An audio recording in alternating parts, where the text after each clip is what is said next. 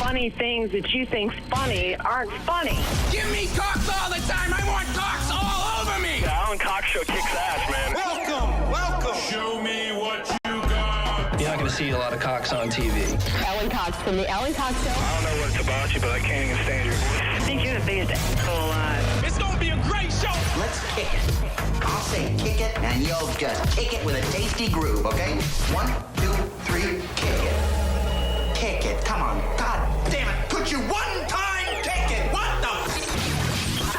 Alan Cox. Here we go. He'll ad-lib. He'll be fine. It's the Alan Cox Show on 100.7 WMMS.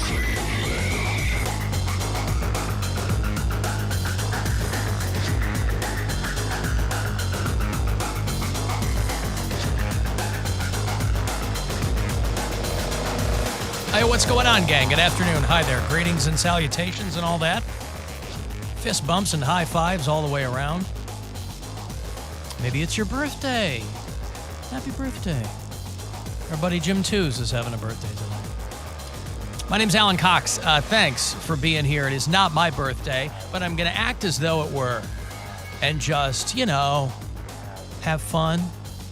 Say hi to Bill Squire. He's right over there. Hey, creepy hugs, everyone. Thanks for listening to and watching this episode of the Alan Cox Show. Don't forget to like, subscribe, and share birthday, which is with my girlfriend. Happy birthday, Oh, is it really? Yeah, and it's Mary's boyfriend's birthday. Oh, all right. Well, birthdays today. Today's my ex-wife's birthday. All right, there you go. Mary's somewhere. Yeah, she was Poundcake's here. back in Studio G. Afternoon, white people. She's somewhere in the building. She's not somewhere on the road. She's somewhere in the building. She's probably pooping. She is here. You think that's what it is? She's probably, why else would she be late to the show or the start of the show? No, she's been in here. She had a meeting earlier today, so she's been in here since like noon. Nah, she's pooping. Okay, well, you could be right. I don't know that she's not.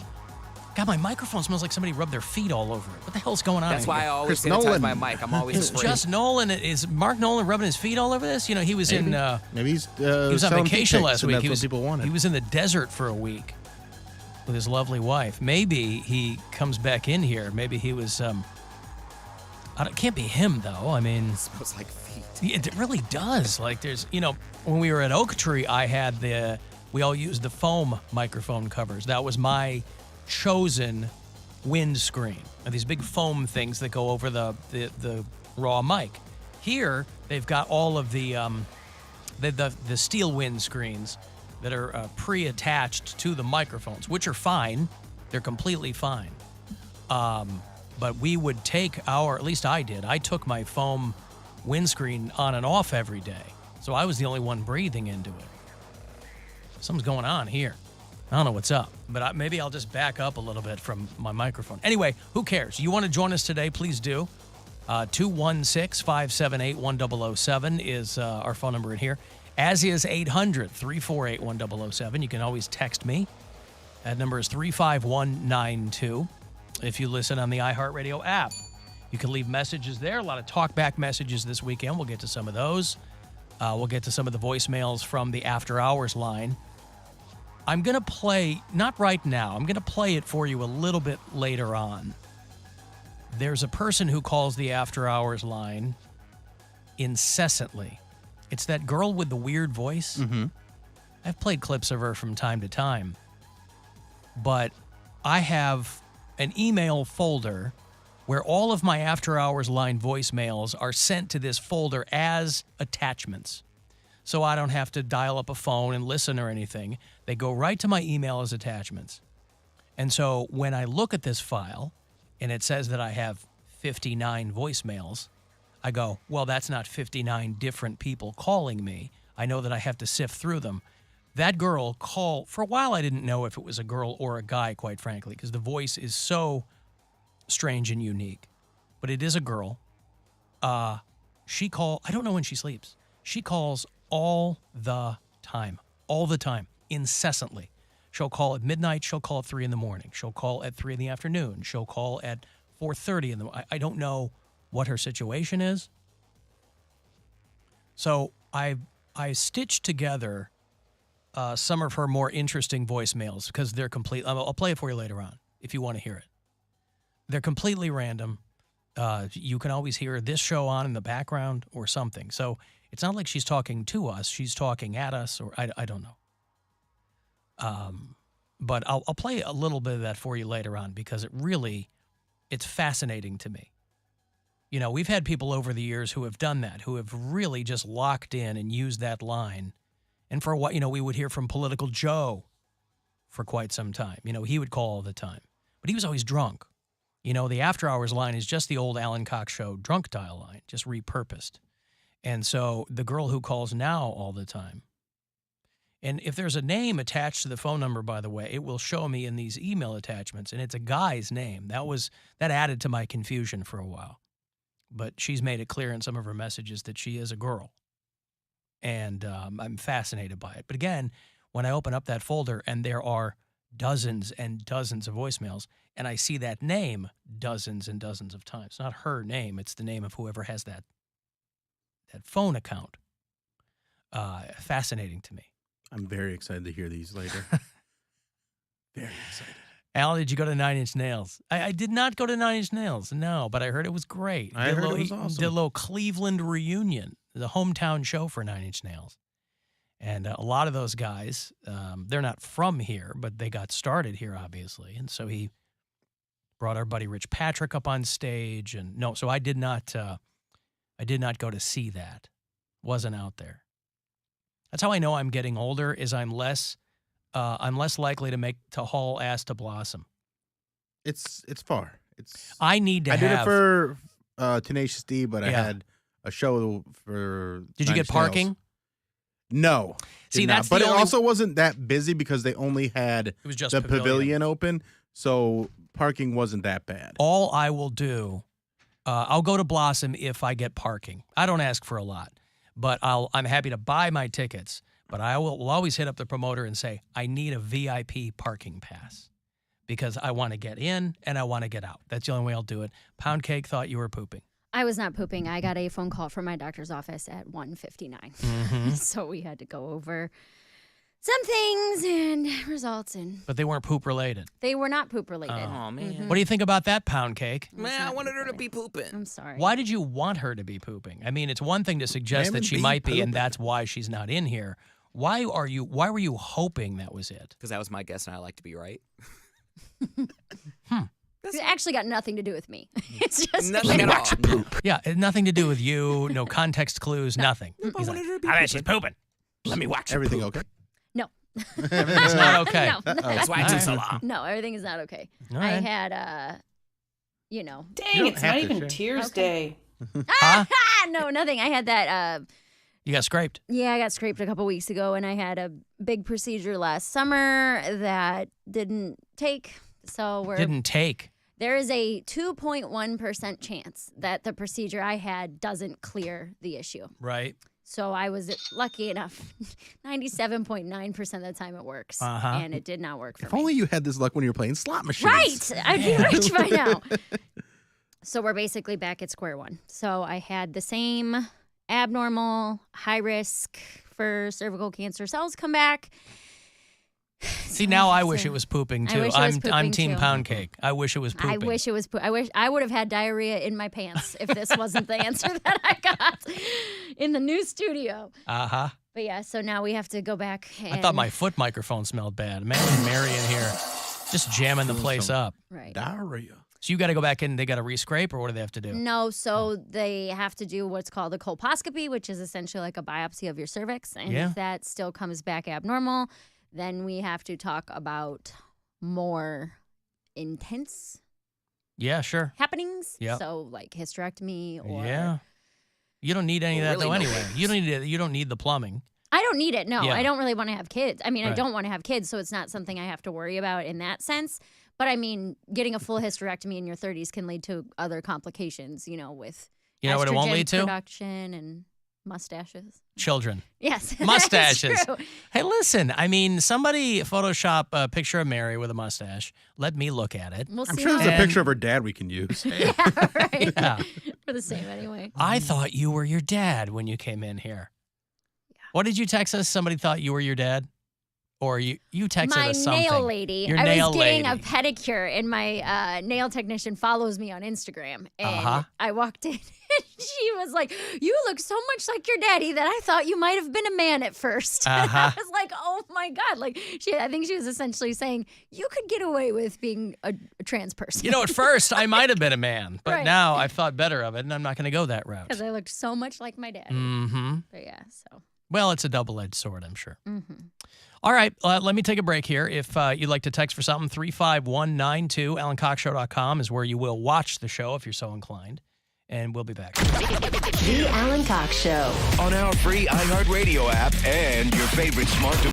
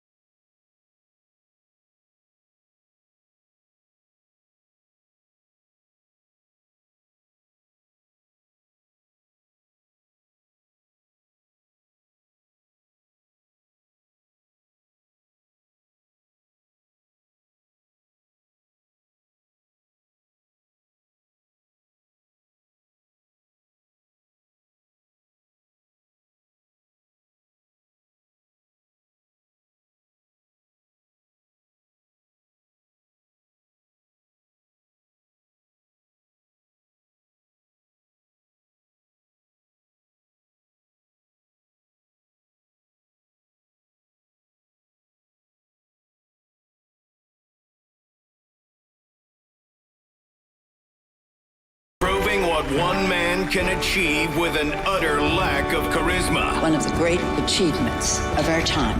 Alan Cox. On 100.7 WMMS. 216-578-1007 to join us live, or 800-348-1007. 35192. Want to send me a text. AlanCoxShow.com. Hey, who's helping out with the live stream? Ooh, Butford to Klumpelhof. You don't meet a lot of Butfords. Fantastic. So thank you there. Your Cleveland Guardians are in the playoffs. They're currently on a 7-game win streak right now as well. They got their first division title in 4 years. Correct. 2018 they won it. 2018. They were in, where were they when they were playing? They were playing, the Rangers. The Rangers. They swept my White Sox. Mm-hmm. Then they sweep the Rangers. Stephen Kwan grand slam on the top of the 8th last night. And then, of course, the White Sox lost to the Detroit Tigers. So that's what popped the Guardians there at the very top. So they're number 3 in the postseason, whatever that means. And they're having a good run. Means they don't have a first-round bye, but they will have home field advantage for a 3-game series against likely the Mariners. October 7th is when they'll be playing here at Progressive Field for the wild card thing. Well, I hope that they Rocktober 7th, I'm sorry. They'll take on the lowest wild card seed, so that would either be the Blue Jays, my C team, Tampa Bay Rays, or Seattle. They have had the hardest time against Seattle. So they would, if that's who they're going to play, they're really going to be playing some baseball against those guys. The one benefit to that is those 3-game series are all home games for the higher seed. So the Guardians will be home for all 3 of those games, which helps. God, this foot microphone is driving me bananas. I'm sorry. Would you like very, some? very You want to switch out? Sanitation wipes? No, I don't even know what it is. I don't know if it's. Is it your curry that you had for lunch? No, because I wasn't. It doesn't smell like curry. No, I don't know what it is, and it smells. Coming over. I want to smell it. Do you smell it? Tell me. Does it smell like feet? Really? It smells like something. I wouldn't say feet, but it is weird. All right, it smells like feet to me. No, I haven't. It's got a stench. I don't talk into the microphone until it's showtime. So even if I have something strange for lunch, A, I brush my teeth after, but B, it's not going to get in the mic. Is it in your lip hairs? Is it in my lip hairs? Is that what you're smelling? I don't have lip hairs. A dirty upper lip? Give yourself the old I mean, dirt. I showered this morning, if that's what you're asking. I don't it's have your curry you have. I don't have upper lip hairs. You got stubble. You go smell him, Mary. I have stubble. Smell his mouth? Not his mouth. Oh, Stubble, microphone? stubble, Microphone. stubble doesn't constitute upper lip hairs that would be holding on to. Smell that? Oh, yeah. Yes, There's like something. Yes, it's like a vinegary foot smell or something. Yeah, vinegar is definitely what Yeah. I'm getting. Probably some friggin' board op over the weekend comes in here and is dicking around. With his vinegar Seriously, breath. I know everybody can use every studio. The only people who should be talking to this microphone are Mark Nolan and Alan Cox. What if it is Mark Those are the Nolan? only two. And Bill Squire does his show. What if Mark Nolan had fish and chips for breakfast and he put vinegar Listen, on his fries? Okay, fine. Then I'll kindly Let's ask get him on the phone. I'll kindly ask him to lay off the fish and chips for breakfast. Crack an egg on there? I don't know. But you can understand where What's I'm in my coming from. throat? It could be very distracting. Yes, I understand. Listen.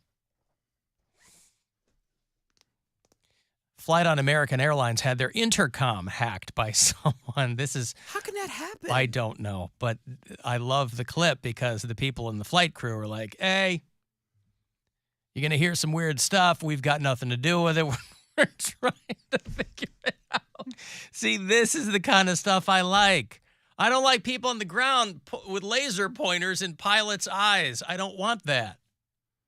But if somebody's over the intercom, I assume that's just a victimless crime. This is as long as they're not inducing panic, they're not like we're going down or anything like that. If they're just on there going like, yeah, that's what they're doing. They're moaning and grunting and making noises.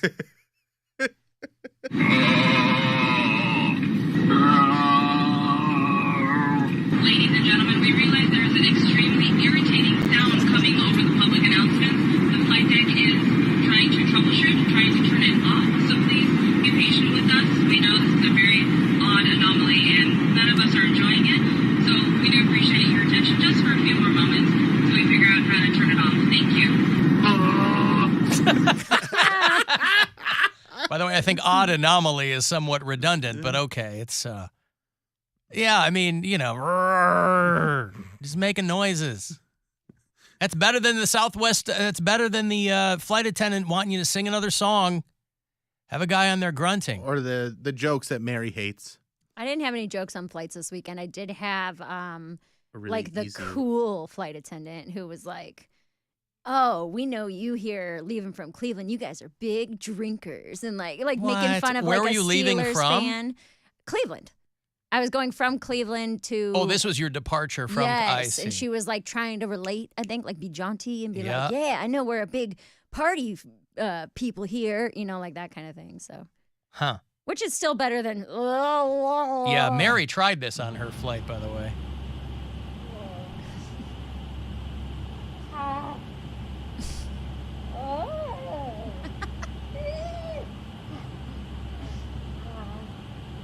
Ladies and gentlemen, we know that some strange noises are coming through the intercom, and it's an odd anomaly, but if you can really just... We'll come we'll come by with more nuts or something, and everything will probably be fine. Ladies and gentlemen. Imagine if he was like playing porn or something. Like, it could The be hell kind of porn? You mean he's making the noises, or those are the noises from the porno? No, I'm saying imagine if he was playing like porn or something. Like, it sounds like him just goofing around, but he could be playing anything out of that. The fact that these things can get hacked, an entire aerial system can get hacked, scares me. Well, everything can get hacked now. Anything can get hacked. Dude. Everything. Do you realize that airplanes are a buddy of mine was an air traffic controller at O'Hare. His dad was an air traffic controller when we were growing up. He retired some years ago, but he worked at O'Hare for like 40 years. And they're still using essentially the same equipment they were using 40 years ago. I mean, they're, you know, but that's scary. It is not high tech. That's the complaint that a lot of people have, is that a lot of these, a lot of the infrastructure with a lot of these companies, they're using software, you know, from the early 70s still. Well, forget about people They're like, trying... well, it still works. Okay. Well, I'm just saying, forget about people trying to hijack the cockpit. If they can just, like, hijack it from hacking into the system, what do they need pilots for? Listen, I guarantee you That's scary. that airline companies are trying to find a way to not need pilots anymore. I guarantee you that the front lines of that investigation are the companies themselves. Like, how can we get by with no pilots? I guarantee you they're spending billions of dollars on finding out how they can automate intercontinental flights. Would you want to be the first person on that flight? Every company is trying to invest heavily in whatever technology will let them fire all their humans. What? Would you want to be on that flight that has no pilot? Oh, you're talking about the hypothetical automatic... Correct. Yes. Like, Yeah, but as I understand it, once they're up in the air, these flights are flying themselves anyway. Right. I mean, the pilots are... with all due respect, and you can... landing. I'm sure they can tell me where I'm wrong, but a lot of it, once you're in the air, is at least computer assisted. They're not doing it by sight. So, yeah, once they get up and, take off and landing... But there's just so many pretty buttons. Like, you can't tell me... buttons. They don't do any... You can't tell me they don't do anything when you have a room full of buttons. Like, if they didn't do anything, there would be They're professionals. one What are you, switch. 5? They're professionals. You've got a room full of pretty buttons there. Yeah. Are you just pressing them all the time? Not all the time, but I know if I need to, I can. Right, Well, and that's that's how they do it. Yes, but it's not... And this it's isn't their automated. And it's their job. So they're like, okay, I'm doing another flight. Like I'm sure the luster dulled a long time ago Right, for some of these people. And your job's not automated yet. That's right. Yet. Yeah, Hey, I can pick up my phones. I can do that. You sure can, but Yeah. don't, please. But don't, please. He brought in we're going to do it later on. He brought in his rock trivia calendar. Oh, nice. We haven't done it in a long time, and we're gone this Friday. So I said, hey, bring that in. We're way behind. I mean, we haven't done it in a long time, but Hell, I do we like can do doing shuffle it. by this point. Just like close eyes and then whatever I land on. Yeah. Yeah. Alan Cox Show After Hours line. If you want to leave us messages there, you certainly can anytime. It's 216-986-8903. Hey, Alan. My name's Jeff. On Monday, there was a little bit of a flub on your show.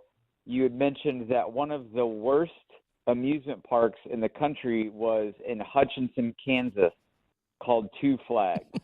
And unfortunately, there is not, nor ever was, a amusement park in Hutchinson, Kansas. I grew up there. I moved to Cleveland in 2008, and I can assure you that there was never an amusement park in Hutchinson, Kansas called Two Flags. So unfortunately, that is false. The Kansas State Fair, however, is out of Hutchinson, Kansas. But that's about that. So just wanted to correct you. Thanks again. Bye-bye. Thank you, pal. Unfortunately, the unfortunate part is for me because those are all jokes. I made those all up. Two flags, six Two flags. Come on. I literally just threw a dart at Hutchinson, Kansas. But that's pretty wild. He's from there. He's being nice. I thought that the names I made up, because we were talking about how Cedar Point is out of the top rankings for the first time in a couple of decades, and I said, now the park's at the very bottom of the rankings, and then I made up 3 parks. People can't. One of them was two. No, that's fine. I mean, I think he was so earnest about it, though. He wasn't being crappy or anything. He's like, hey, I'm from Hutchinson. We never had a theme park called Two Flags. Right. I also said there was a place called Jerry's Fast Stuff Park in Satsuma, Alabama. See, at least he called in. Yeah. I haven't heard from one person from Satsuma, Alabama. And then I said Skeeter Point was in Tucker, Georgia. I thought I'd go to all 3 of those I would parks. too. I thought they were so ridiculous that people, but thank you, Skeeter sir. Point. Skeeter Point. Thank you. Listen, he's trying to. Hey, they had a shooting at Kennywood, by the way, for our Pittsburgh bureau chiefs. Kenny Hood. More This like is it. yeah, man, all right. There he is. Except it's not. That's the thing. Like it couldn't be. It's West Mifflin. I mean, I guess it's adjacent, but Kennywood's a fine spot. But that's all they're talking about today. And I got to tell you, I'm getting so tired of clickbait. Not just because I feel like it used to be clickbait was a way to get you to pay attention to the story with like a kind of a turn of phrase or maybe something clever. Now they're so over the top all the time that you're just left going, this is not at all what the headline led me to believe. The headline I read was talking about a mass casualty event at a Pittsburgh theme park. That's what I saw. Now, Pittsburgh only has Kennywood. But a mass casualty event. To me, now, first of all, I had to get schooled on the fact that for a long time I thought casualty meant you were killed. Casualty just means hurt. But a mass casualty event, I understand they define mass shooting as, I think, 4 or more people shot. So there's nothing wrong with the headline. It's just, boy, that's how they get you. Because I'm sick. And I go, I love Pittsburgh, lived there for a long time. I am. And so I click on it like a jamoke. 3 people shot and wounded. And it was just an argument in the parking lot or something, right? There are so many shootings now that they're either, when you click the headline, you don't know if it's going to be a guy in a bell tower with an AK or some dudes who got into an argument in the parking lot. Teenagers with guns at Kennywood in Pittsburgh. A 39-year-old man and 2 15-year-old boys got leg wounds around 11 o'clock Saturday night in Kennywood or in the parking lot or whatever. So when I was like, oh, my God, mass casualty event, did somebody go in there and just light the place? That's awful. Right. It's terrible. Which Pittsburgh had to deal with that synagogue shooting just a few years ago in Squirrel Hill. When you're in line for an amusement park, like, where could they go? When you hear that, like, someone came in with an automatic and just knocked out an entire line of people. I'd be hiding in the log jammer. Right. I'd be hiding behind you're ready to go. Yeah. You got to get into the I'd be hiding in the waffle fry stand. Did you say and they have the pirates? Yeah. Right. I would if it happened at Cedar Point, I would definitely use the Snoopy mascot as a human shield. Mm-hmm. Or I dog wonder how shield. much fluff is in there. They should make it bulletproof anyway. Right. Do something for me for once, Snoopy. Right. 2 groups of teenagers were involved in an altercation in front of the Music Express ride, and shots were fired. That ride does get people fired up. Mm-hmm. You got pop jams on there. Yeah. Goes pretty Going fast. in those circles, all that centrifugal force. Yeah. It's a lot. They left their handgun at the scene. But the dude's wearing a black hoodie and a mask, like a COVID mask. And you're not going to think twice about that. Yeah. You know, when you see people still wearing a mask, especially if they're in there for some nefarious purposes. So anyway, Kennywood has prided themselves on their state-of-the-art weapons detection system, which I don't know which art in which state, but it sounds like it failed. They also do bag checks. Guy got a handgun in. What? You want to talk about like clickbait articles? I read over the weekend that there was a mom having her like 20-something-year-old son's baby. It said 56-year-old mom. She was babysitting having her son's child. Yes, you read that right. Not clickbait. And I click on it, and it was like, okay, so the mom is the surrogate for her son. And I was like, okay, that's old, but definitely not as creepy. But you're sick like me. You read it because you were like, oh, they did it. Because he left it in. Because they got to the point where like, oh, it's too crazy. It has to be clickbait, and they made it a point to say not clickbait. Click to read article, and I'm like, okay, well, it's not clickbait. I feel like there's nothing more clickbait than saying this isn't clickbait. Not clickbait. Saying it's not clickbait is the same saying I'm not racist, but. This is not clickbait. Do whatever you do not click on this. Don't. You're going to be disappointed. That is gross. At first you made her sound like a pervert, and then I was like, oh, wow. That's a mom that everyone wants. Like, that's a mom that everyone deserves. She's a surrogate for her son's child. Yeah. Speaking of a mom that everyone wants, did your mom have a good time Saturday? She had a great time. Hey, so what She happened, by the loved way? it. Bill and Mary were doing the Lorraine Palace Theater, and I made the suggestion that Poundcake's mom should slink off with young Bill Squire and see what happens. I was hoping to at least get a picture with her, but they didn't have the patience to wait. Well, it was That can't surprise you. Well, it was a really, really long line, and we were sitting there. And Right, but I was going to let you jump the line, man. He would have ushered you to the front of the line. Well, next time, because we were standing there behind you, and we were just like talking. We were meeting with some fans and stuff, and they were getting pictures, and my mom was just kind of standing there. I had to poop. My mom's that's what it was. No, my mom's legs were a little rickety as well. She looked great, by the way, and I got her to do Your mom's legs were rickety. We had been out. I took her to lunch. What? We made it like a whole thing. Was she hammered? Got the No, she didn't drink at all. I wish she would have. had him turn the house lights up, and she did. Mom, nobody wants to go see Derek Hoff. You did? Yeah. Oh, that's hilarious. You got it on video, right? Yeah. Yeah. Nobody wants to see that cop. We'll get the tickets. No, You did that live. Yep. She did it live. I'm sure she probably didn't know she was being recorded. She probably wouldn't have done it had she known. I don't know if you can hear it that well because it's just like my phone in. Yeah, she's very shy, but she was cracking me up because I go to the show and people are starting to recognize me, and she's like, "How everybody know you?" I'm like, "What do you mean? How?" Does your mom live in a cave or I'm what? like, We're all how on the same show. How does she not know? And she's like, She has people at work talking about you to her. I know, and she was sitting there. She's like, so everyone just comes up to you and just like wants a picture. She was like so taken aback. I'm like, you've been on the Corona cruise. She's like, yeah, but like that's a show event. I'm like, this is a show event technically. And then so now, I mean, it wasn't a show event, but it's going to be a lot of the same people coming out. Right. Yeah. And so now she's like enthralled with it all. So she's like, let me help you. So there was two ladies in front of us. In the row in front of us that wanted to take a picture with me, and she's like, "You go up there, you go. I'll take the picture." She was directing the whole thing. Yeah. And I'm like, "All right, well, let me get situated. Let me take my glasses off. Let me put my drink down." And she's like, "Yeah, I don't want you taking pictures with liquor in your hand." I'm like, "All right, whatever." So I set my liquor down. You remind her you're 30. Yeah. And you live on your own, pay your own bills. So I take pictures Some with some of them. So I take pictures with the ladies. And then she's like, make sure you like it. And then she backs up and she's like, oop, I think I spilled my drink. Turn around, it's my wine.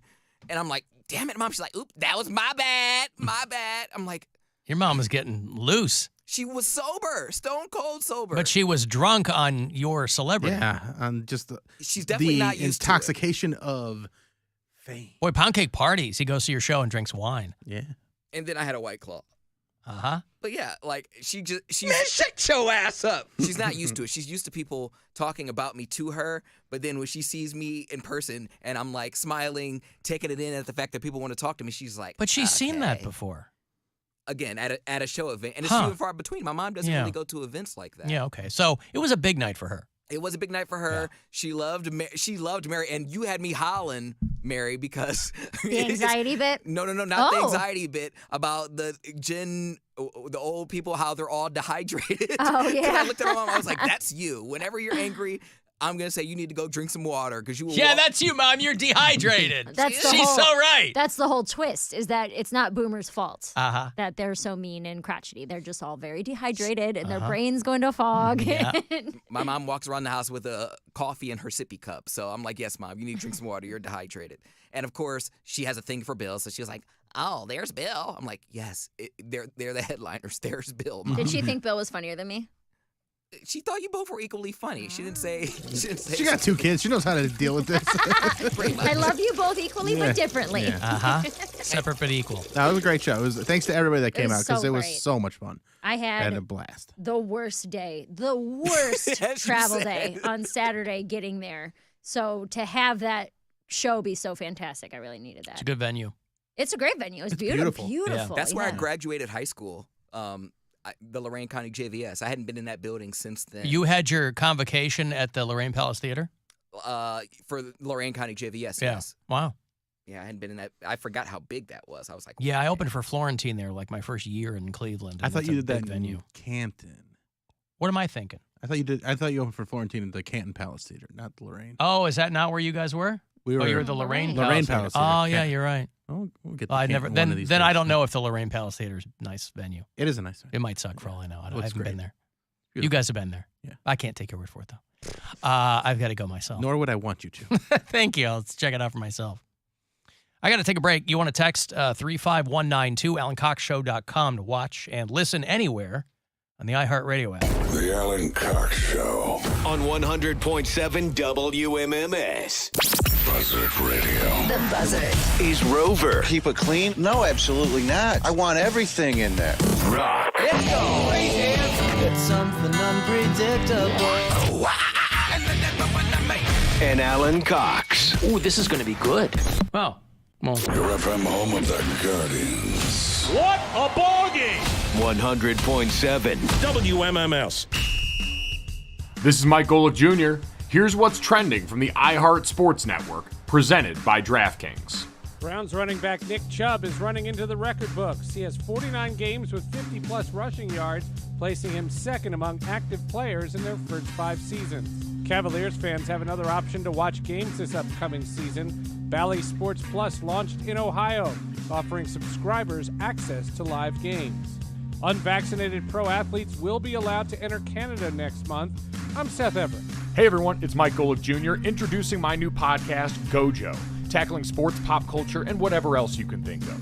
Download and listen to the newest episode from my show, Gojo, the podcast with DraftKings, releasing daily, Monday through Friday, wherever you get your podcasts. Your afternoon drive is brought to you by the Ken Ganley Auto Group, Ohio's #1 automotive retailer. The new era of Thursday Night Football is here, and it's only on Prime Video. This Thursday, 2 of the NFL's biggest talents face off when Tyreek Hill and the Miami Dolphins head to Cincinnati to take on Joe Burrow and the defending AFC champion Bengals. Pre-game coverage begins at 7 p.m. Eastern with TNF Tonight, delivered by Little Caesars. Not an Amazon Prime member? Sign up for a 30-day free trial to stream the game. It's the Dolphins and the Bengals, only on Prime Video. See Amazon.com/watchtnf for details. Hey guys, it's Mary. Have you ever heard of a guajillo pepper?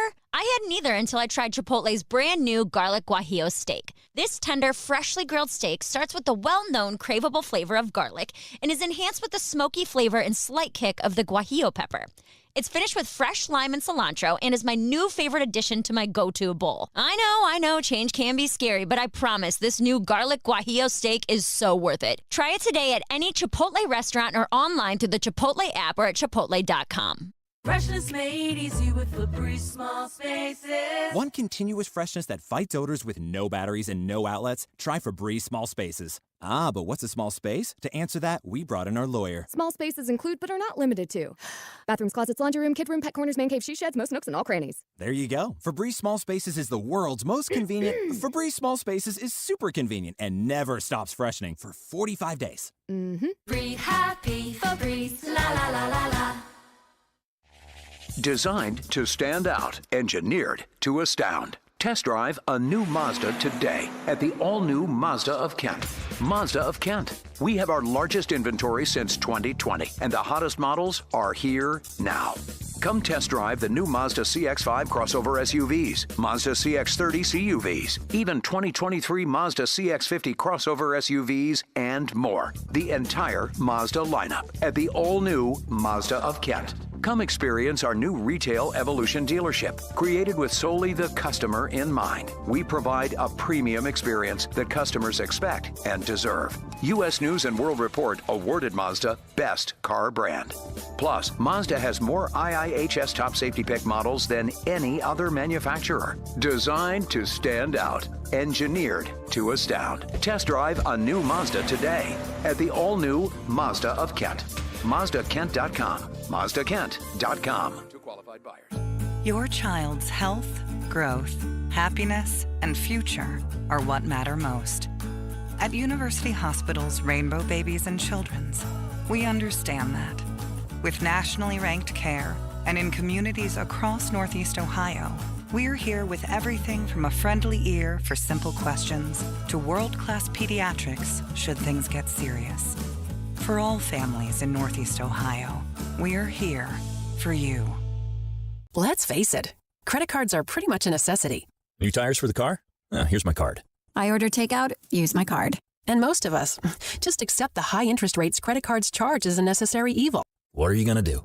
Get a low fixed-rate credit card consolidation loan from Lightstream from $5,000 to $100,000 and pay off those credit card balances. Apply online, and you could get your money as soon as the day you apply. The average credit card company charges over 19% APR. But with Lightstream, you can get a fixed rate as low as 5.73% APR with autopay and excellent credit. Now I can pay off my high-interest credit cards and save money with a much lower rate. Apply today at lightstream.com/radio and get an additional interest rate discount. That's lightstream.com/radio. Lightstream.com/radio. Subject to credit approval. Rates range from 5.73% APR to 19.99% APR and includes 0.5% autopay discount. Lowest rate requires excellent credit. Terms and conditions apply and offers are subject to change without notice. Visit lightstream.com/radio for more information. Sal's Heating and Cooling, Plumbing and Sewer is now offering free estimates on new home heating and air conditioning systems and most plumbing and sewer services. Free estimates from Sal's. Call 440-582-4748 or go to salsheatandcool.com. Proud partner of the Cleveland Guardians. Jim's Trailer Sales is now JT SRV Supercenter, the same family-owned RV dealer that served Northeast Ohio for nearly 60 years. Check out JT SRV Supercenter's great deals on Class A, B, and C motorhomes, fifth wheels, and travel trailers at jtsrv.com. Finding great candidates to hire.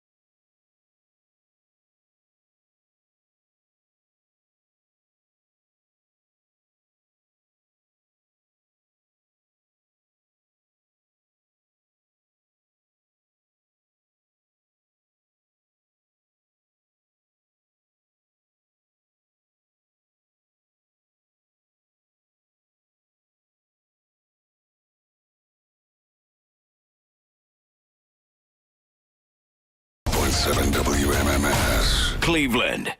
Call the Alan Cox Show. Is that what you want to do? Think about it, Alan. Once divorced and a broken man. 216-578-1007 or 1-800-348-1007.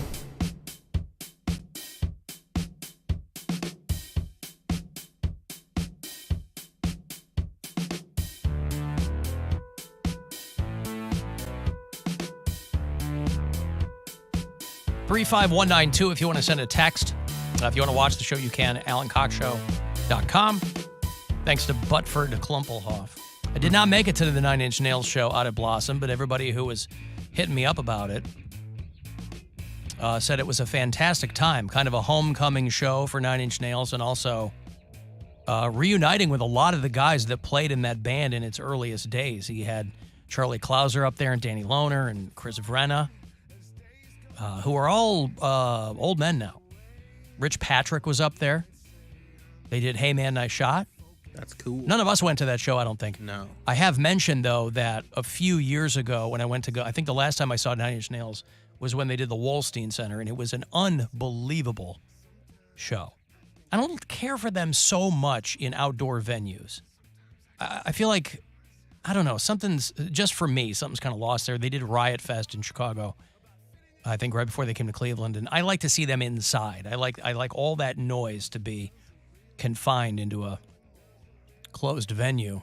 Of course, Rich Patrick, who's been on this show a couple of times over the years, is had a very acrimonious falling out with Trent Reznor back in the day.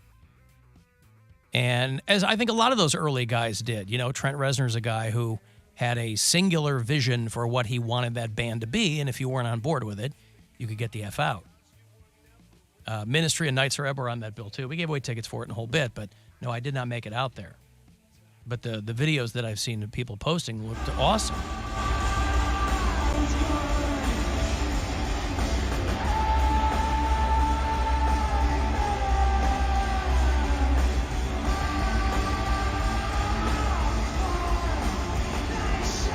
I mean, I think that's a nice little olive branch, to bring him out there and do his song. Yeah, do Hey Man, Nice Shot. I would have loved to have seen that, but we had to give the fans what they wanted, our fans. At the Lorraine Palace Theater. And actually, I've got to thank Scott, who came Stripper up to Scott? me. No, Scott, that's not a stripper and doesn't pay for strippers. I was going to say, Stripper Scott isn't a stripper, though, right? Yeah, okay, good. This is just a different Scott. Uh-huh. And he knows that I have a pretty lofty goal when it comes to my New Year's resolution, and it's to learn to play the kazoo. Mm-hmm. And so he gave me a kazoo that's in. Look at this nice little pouch it's in.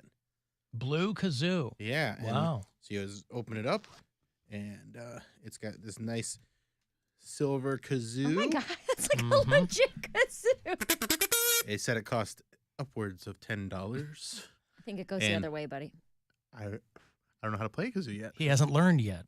Oh, I'm on my way. Put it the other way. It's not that. No, I think the wide end is not the end you put in your mouth. I thought the wide end was the mouth. I don't believe so. I think the narrow end. That's but these will all be 257. I'm sorry. These will all be revealed when he starts to learn how to professionally play the kazoo. Do the kazoo noise we have. You can do it. Play it out. See? Ironically, he has told me that my kazoo noise is probably his least favorite drop that I play, and yet here he is. It has, I have to think, to some small degree, inspired him to learn how to play. Are you just singing? Hey, man, nice shot. No. Well, fortunately, you've got a long way to go until the end of the year and plenty of time to learn. Oh, I'm going to rock you guys with some Baker Street. Yeah. Famous kazoo song, Baker Street. Well, I think that's primarily what it's known for. I feel like it lends itself well to a kazoo cover. With all the saxophone and all that sweaty sax, is going to sound just as good, if not better, coming out of a kazoo. It might. Yeah. That's pretty good. See? Yeah.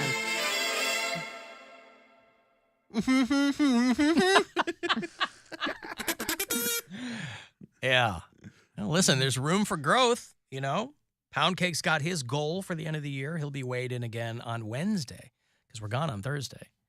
and Bill will learn how to play the kazoo. I'm on my way. Whether there was any kazoo action at the Nine Inch Nails show, I would be reliant on you to tell me that if you went. But it was cool to have him bring all those former bandmates back, I guess. Danny Lohner, of course, almost replaced Jason Newsted in Metallica after he left Nine Inch Nails, and Jason Newsted was leaving Metallica. That was an alternate universe Metallica lineup. Of course, Rob Trujillo ended up replacing him. And then Rich Patrick, Bay Village High School, class of 87. So, local guy and, of course, Nine Inch Nails, Cleveland band. Did anybody see by the way, did you see the drone that dropped the inflatable penis at the Rocky River football game? I don't know what's going. Yeah, I've got it for you. If you're watching the live stream, I'll pop it up here for you, and you can watch it. Somebody dropped via drone an inflatable penis Friday night on the field there at the Rocky River football game. It was Rocky River versus Bay Village. And, of course, I live in Bayville. I don't know what the hell they're doing out there, but Rocky River won 22-21. I don't know if the inflatable penis helped or hurt, but a drone dropped it. That's pretty funny. The Bay Rockets are 3-3 for the season. Your Rocky River Pirates are 2-4. So out of all the things you could do with a drone, because I'm sure you've started to see videos people have posted of like Walmart dropping off your groceries with a drone. They're testing that in some markets around the country. And so I don't think they're doing it here yet, but you've seen people posting those videos, and it just sounds like a toy dropping, it's dropping like a big box in your yard. And for people who, I guess, don't want to drive there, I don't know. But I didn't get to, other than a couple of videos that somebody sent my wife that video, and she sent it to me. So I'm not sure what that is supposed to, rather than just being a classic high school prank, drop the inflatable penis in the middle of the football game. That classic prank. It's a new classic. A new classic. The new Coke of pranks. Yeah. Well, then it won't last too long. Mm-hmm. But congratulations to them. That was Friday night? I believe, right? And high school football's on Friday nights, right? Is that when? Yeah, you think so. Friday Night Lights and all that? Wasn't that right? That was alluding to football. That was a good show. High school football. Love that show. I didn't watch it. Friday night I went to John Mulaney, and that was very fun. He is very good. How did he sell, by the way? We had Seton Smith out. in here at the end of the show on sold out, really? Yeah. Wow, good for him. I think it was set for about 10,000 or something like that, because they don't have the entire. Oh, he didn't sell the whole thing. Yeah. I see. But the seats that were available were all sold. Well, then how many? So they do half house?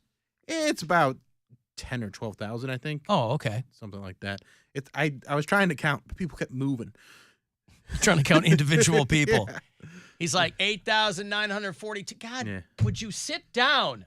I'm Bill Squire. I'm Bam Bam Bill Squire. Well, there were people that said hi to me, but the best part of just the pre-show, while we were getting some drinks, I was there with my buddy Joe, who's a comedian as well, and this cute girl comes up to him, and he's got a pretty particular look. He has long curly hair and a mustache, and this girl comes up to him, and he's a pretty shy guy, and she's just like, "Hey, do you do comedy?" And he's like, "Yeah." And she's like, "You're really funny." And he's like, "Oh, okay." I'm like, "You should have said more to her." But I was very happy for him.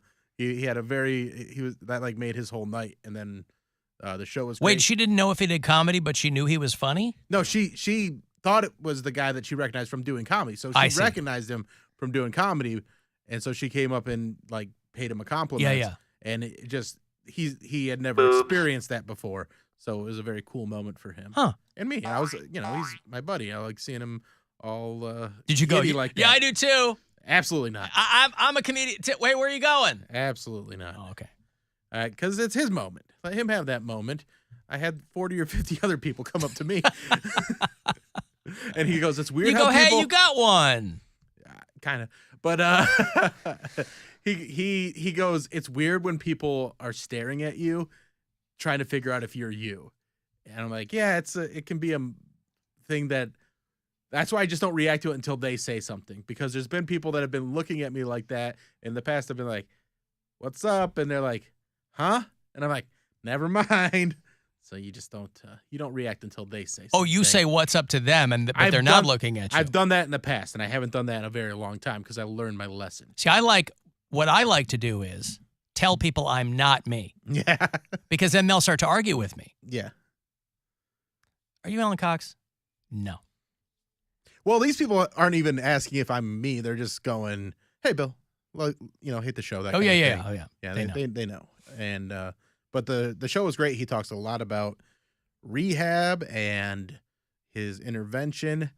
There were some things he didn't get into. Falling off the wagon, he got a whole new hour. Right. And it was very funny, and I enjoyed it immensely. Did he bring Olivia out? No. See, you're paying that much for a ticket. Yeah. I want to see Olivia Munn. She's on the bus. No Olivia Munn, no baby. Come on, man. Bring Olivia Munn out. I don't care about the baby. Babies all look the same. Bring Olivia Munn out. But he was very funny. But he didn't get into anything about his divorce, which, I kind of wanted that. Just like the part of me that has the parasocial relationship with him. I'm like, yeah, what happened with the lady? I think his now ex-wife made it pretty clear what happened. Yeah, but I wanted to hear. He dropped the bomb on her. Yeah. Yeah. And I wanted to hear about how he relapsed. He didn't actually talk about that. He talked about how far he was going, like how bad it was getting. But he didn't talk about like the moment that made him go, all right, let's do cocaine again. You know where you're going to hear that? Listen to him on the Carvey Spade podcast. Oh, really? Do you listen to that at all? I do not, but I will for that. It's called Fly on the Wall, and they mostly talk to people that they did SNL with, but they did have Mulaney on, I think about a month or so ago, and I'm pretty sure he gets into all that. Okay, I'll check that I would out. listen to that. Yeah. And then my Pete Seton Smith, who was here on Friday, he brought me backstage, and we hung out, and then didn't get to meet John Mulaney. That would have been cool, but well, then you could have asked him. Yeah, John, come on, man. Hey, I bought a ticket. Hey, my friend bought a ticket. He got recognized tonight. He does comedy too. What happened? Not recognized as many times as me, but he come on. He didn't get recognized as many times as me.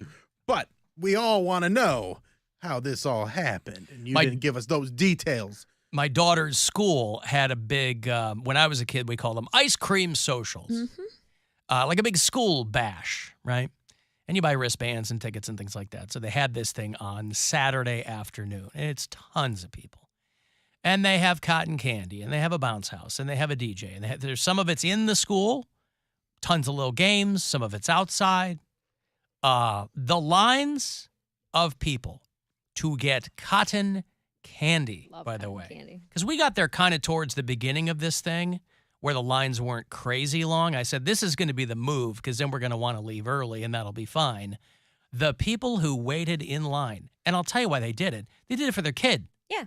It was all adults in line. It wasn't like the kids in line. It was adults in line. And so... You've been a dad for a long time. You know the kids don't wait in line. No, I'm not surprised. I'm not surprised. Parents wait in line. They get it, and they give the kid. The kid takes 2 bites. They drop it on the ground, and then they cry. Oh no, my daughter housed it. Of course. But she knows. But we did wait in line for the face painting, so she could run around with her friends or whatever. And all I could do is stand there and think, my parents would have never ever done this. No, I'm such a sucker. If I had said, "Hey, Dad, could you wait in line for the face painting?" He would have put a size 13 Rockport up my ass. Said, you get over there and stand in line. But I stood in line, and a guy goes, hey, are you Alan Cox? I go, nope. And he goes, See, I think that's rude. Huh? It is rude. I wasn't trying to be rude. I was trying to be cheeky. Because by the time they ask you, they know the answer. Yeah. And they go, and he didn't press it, but I'm happy they go, I go, nah, I get that a lot. I have a very common face. I go, I think you're him. I go, I'm not. You're so lame. Why? It's fun. Because they know. They're just trying to be like, hey, it's fine. Why can't I have fun? I'm Captain Fun. Have all the fun you want. Right? I'm not being a dick. That's what you consider fun. You know, some people are like, okay, get out of my face. I'm like, no, I'm not him. Because your voice sounds like him. Yeah, well, I have a really common voice, too. And I stand there and I look at him. I don't like turn around and disengage from him. I go, no, I'm not him. And then you see this look of confusion on their face. Because these are people whose children go to school with my daughter. And that's fun to me. Why can't I have fun? Why does everybody have to have fun at my expense? I want to have fun. I got to live up to this name. I got to live up to this thing that everybody calls me. Why do you think everybody started calling me Captain Fun? Because I like to have fun. If this guy had come up to me and said, you Captain Fun, I would have said, hells yes. And then I would have given him a high five. And then I would have gone for the low five, but I would have pulled my hand out and it said too slow. And then where do you do it? Huh? You go high five, low five. No, you go. On the side. What? How does it go? No. Take a ride. You go up top, down low. Oh, yeah. Too slow. There you go. I haven't done that in a long time. I forgot how fun it is. You're 40. Yeah. I'm 51. I'll still do it. What are you talking about? Yeah. Did you get your face painted? Because that would have been a fun thing to do. What I told my daughter is I said, what's going to happen? As I said, I'm going to wait in line. And since I waited in line, I'm just going to take your face painting. And she didn't care for that too much. I didn't want a cat on my cheek. Did she? I didn't need that. Was it the new face painting because they've really stepped up their game with face painting? Oh, yeah, she had a Wagner gun, the whole thing. And she just airbrushed her whole face. No, Perfect. she did it with like a tiny. Okay. There's 3 girls sitting at a table but it looked good. Yeah. It looked good. Look what she wanted it to look like. I remember getting a face paint when I was a kid, and it was like they were doing balloons. That's like the only thing they could do. Rainbow balloons, Yeah. a star. Yeah. Well, and it didn't even look like balloons. I just looked like a Wonder Bread bag. Yeah. They had on the wall of this place, they had like a legend where you could choose one. There you go. And if you didn't see what you wanted, you could tell them and they would do their level best to paint it on their face. That's fine. That's good. We went to my boyfriend's daughter's gymnastics place, had like a family fun day. And they had face painting, and she got her entire face painted like a tiger. So they did like the orange base, the stripes, the whole whiskers, face. the whole face. Yeah, that's very time consuming. Very time Where consuming. it looks like you're going to be in Cats. Well, it was great, but then she decided to throw a fit when it was time to leave. So then we have a little tiger screaming and crying, not wanting to get into the car. And I was like, look at you. You were so happy about this face painting, and now you're crying all your tiger makeup it's going to run. Yeah. Yeah. You got different stripes on your face. It's just a silly thing to see when someone like with face paint on, so happy, also crying. I'm just like, dude, come on. You know, when new mommy Mayor wears eye makeup and she cries, you don't want to look like that. No. You should have a photo of that to show her. Do you want to look like this? Look at this. Do you? And then she'll get it. But just have a little bit of fun. And then I said, nah, I'm just kidding. I'm him. And I grabbed his nuts. Well, that's even worse. Grabbing nuts. I go, Captain Fun out. Hot nuts. That's right. I got a break. Hey, I'll have what for you? Ooh, Factory of Terror. I believe it's where they manufacture terror. There's no supply chain issues over there. I'll get you a couple of passes, and you can get over to Factory of Terror in Canton. Unbelievable scenery and jaw-dropping special effects. Just in time for Halloween. So we'll do those in a bit. 35192 and a text for anything else, and we'll be back. It's the Alan Cox Show. Everyone.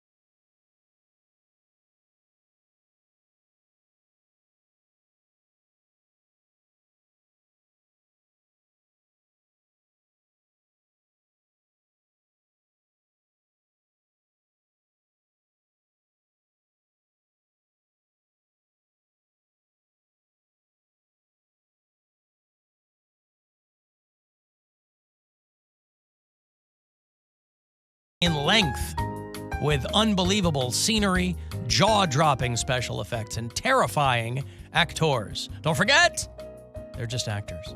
Tickets, info, all that at fotohio.com. Factory of Terror, 2 passes for you. Caller 10. Good luck. 216-578-1007 or 800-348-1007. Some things are never meant to be discussed in polite society. Welcome to Impolite Society. The Alan Cox Show. On 100.7 WMMS. If you want to ride, don't ride the white horse. If you want to ride, don't ride the white horse. White horse. Don't ride the white horse. Boy, you'd think these days that you would be really, really careful when it comes to your heroin. And I certainly hope that That's what I think of when I think of people that use heroin. Let's be careful. Well, there are a lot of functioning addicts. And if you've ever known one, you want them to... there are ways to safely do things. And they're kind of throwing up the bat signal because there's, I don't know if it's... maybe there's a baking soda shortage or whatever they usually cut your horse with. But there is an animal tranquilizer that they're showing up. They're finding more and more in street drugs, something called xylazine. But it's a veterinary muscle relaxer. Ooh.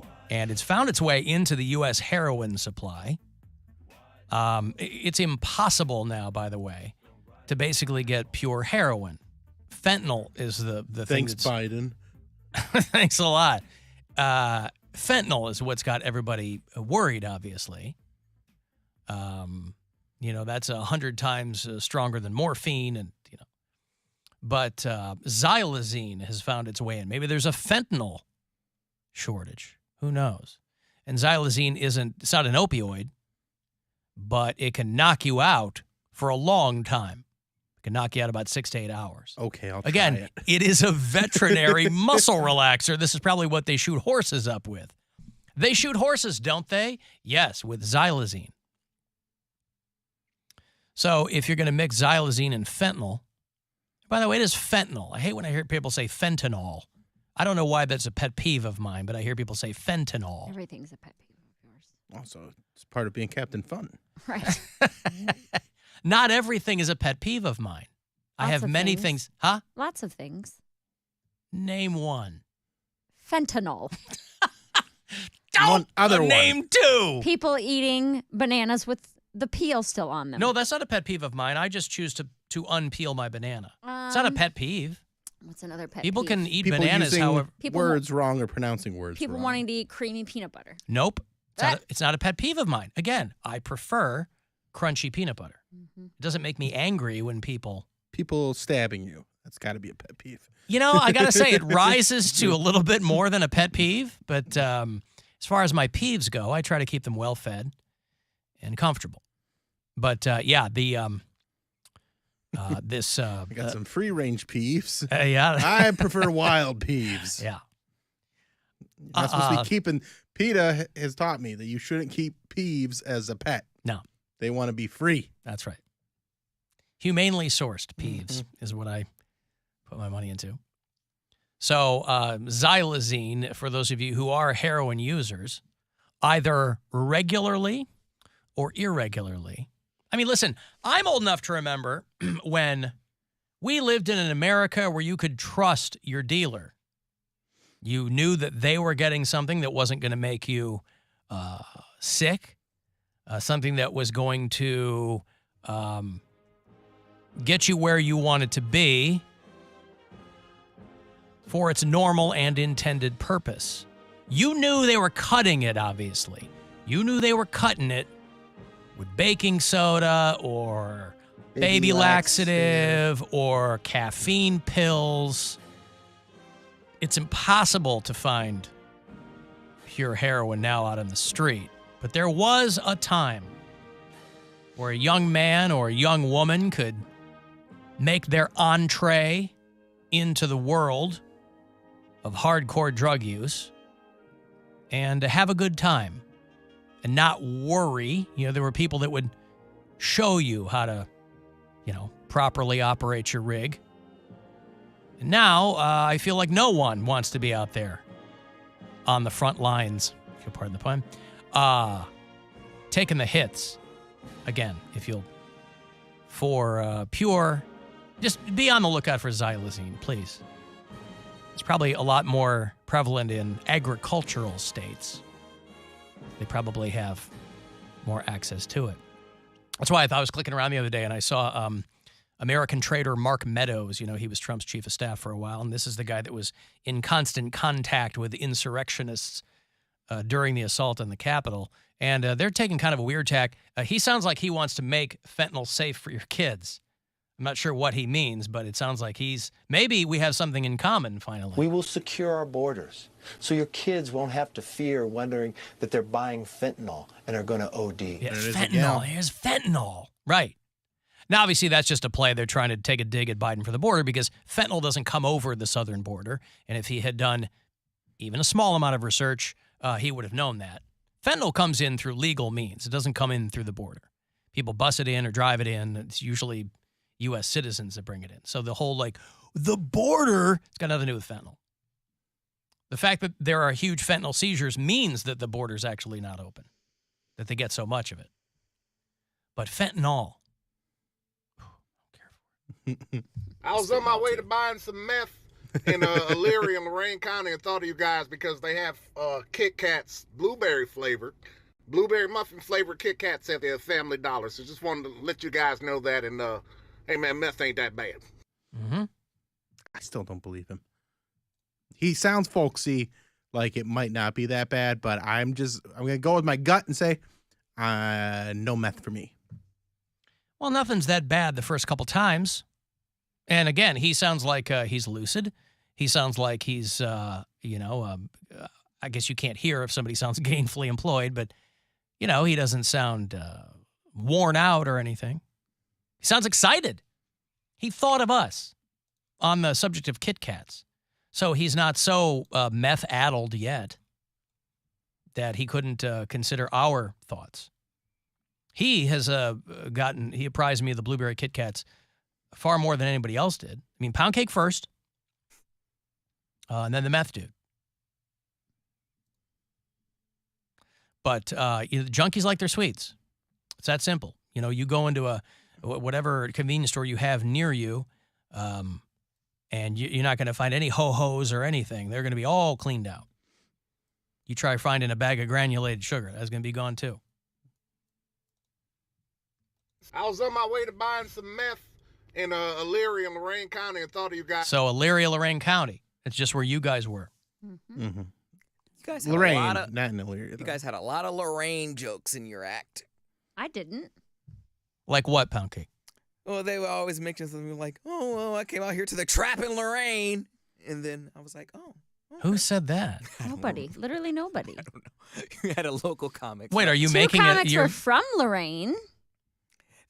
I think they wanted the Lorraine audience to be excited that they were there. And so why wouldn't you want that? That's what everybody does. They go, "What town am I in? Hey, oh boy, how about Shreveport? What's up, Shreveport? Had any shrimp today?" Like, whatever. You do a quick Wikipedia, whatever town you're in, and then you go, "Hey, Lorraine's really hello, Cleveland, Christmas Story House," and everybody goes crazy. Lorraine's really weird because there is some wealth in Lorraine, but it's very segregated, I suppose. Like all by the lake is. You mean like every other neighborhood of wealth? Well, no, because like Lorraine is mostly poor, but like the very rich part is just literally like 2 streets next to the lake, and then that's it's on the lake. Yeah, and it's like you can get like what would be $1 million house in Cleveland, you get it for like $300,000 in Lorraine. I mean, traditionally, it's so weird. I think it's probably safe to say that traditionally some of your higher end properties are going to be lakefront properties. Yes, but it's still Ohio, so it's What like. do you mean it's still Ohio? It's lakefront property. The lake doesn't know where it is. On a great lake. Not a good lake. A great lake. It's a That's great right. lake. And that's how Bill ended his set at the Lorraine Palace Theater. And that is recorded audio from the end of his set. They were going crazy. He said, "Good night, Lorraine," and they said, "Hey, that's where we are." And that was all it took. Or maybe that's the rainstorm from the other day. I don't know. Either way, they were very, It's very all happy. music to my ears. That's it helps me right. sleep at night. That's right. Sometimes That's what he all means I'll by a just- white noise machine. Yeah, I'll just- When Bill goes to sleep, it's the sound of the audience applauding. I do like the diversity of Lorraine, though, because you got the rich people, like Poundcake was talking about, but then you have a lot of Latinos, you have a lot of black people, you have a lot of white people, you have just everything across the board. Now, was that And- reflected in the attendance? There's a lot of Latinos and Because of Ramon. Few black people. Was it all and then Ramon's some white family? people. No, it's also some of Dave Morales' family. Well, listen, but that's good, though, Yeah, right? no, it's You good, want yeah. a nice cross-section of whatever. But we have a lot of Latino listeners out there, too. Sure. I mean, We've got it's, at least 7 people on the Latino list. Yeah, Lorraine's a big Puerto Rican city. And then other than that, You know what else is a big Puerto Rican city? San Juan. Okay. You Yeah, know where 'cause that that's in is? Puerto Rico. Yeah. That's right. Name another Hence, city in Puerto Rico. Yeah, that's right. That's why. Because they're all American citizens. People forget that. Puerto Rico. We love Puerto Rico. But can they vote? You tell me. No, Puerto Ricans that live in Puerto Rico cannot vote, but Puerto Ricans who live in Florida and or anywhere else can. Ain't that something? Isn't that something? Ain't that something? I know. But that's messed up though. If they get But that's why people in this country in government are so willing to write them off. That's why you go down there and they just throw them rolls of paper towels. Because they go, well, you can't vote. What the hell do I care? That's so messed up. I agree. Let me move to Florida real quick. Let me check you. Well, yes. I'm going to check you then, since you want to throw toilet paper at me.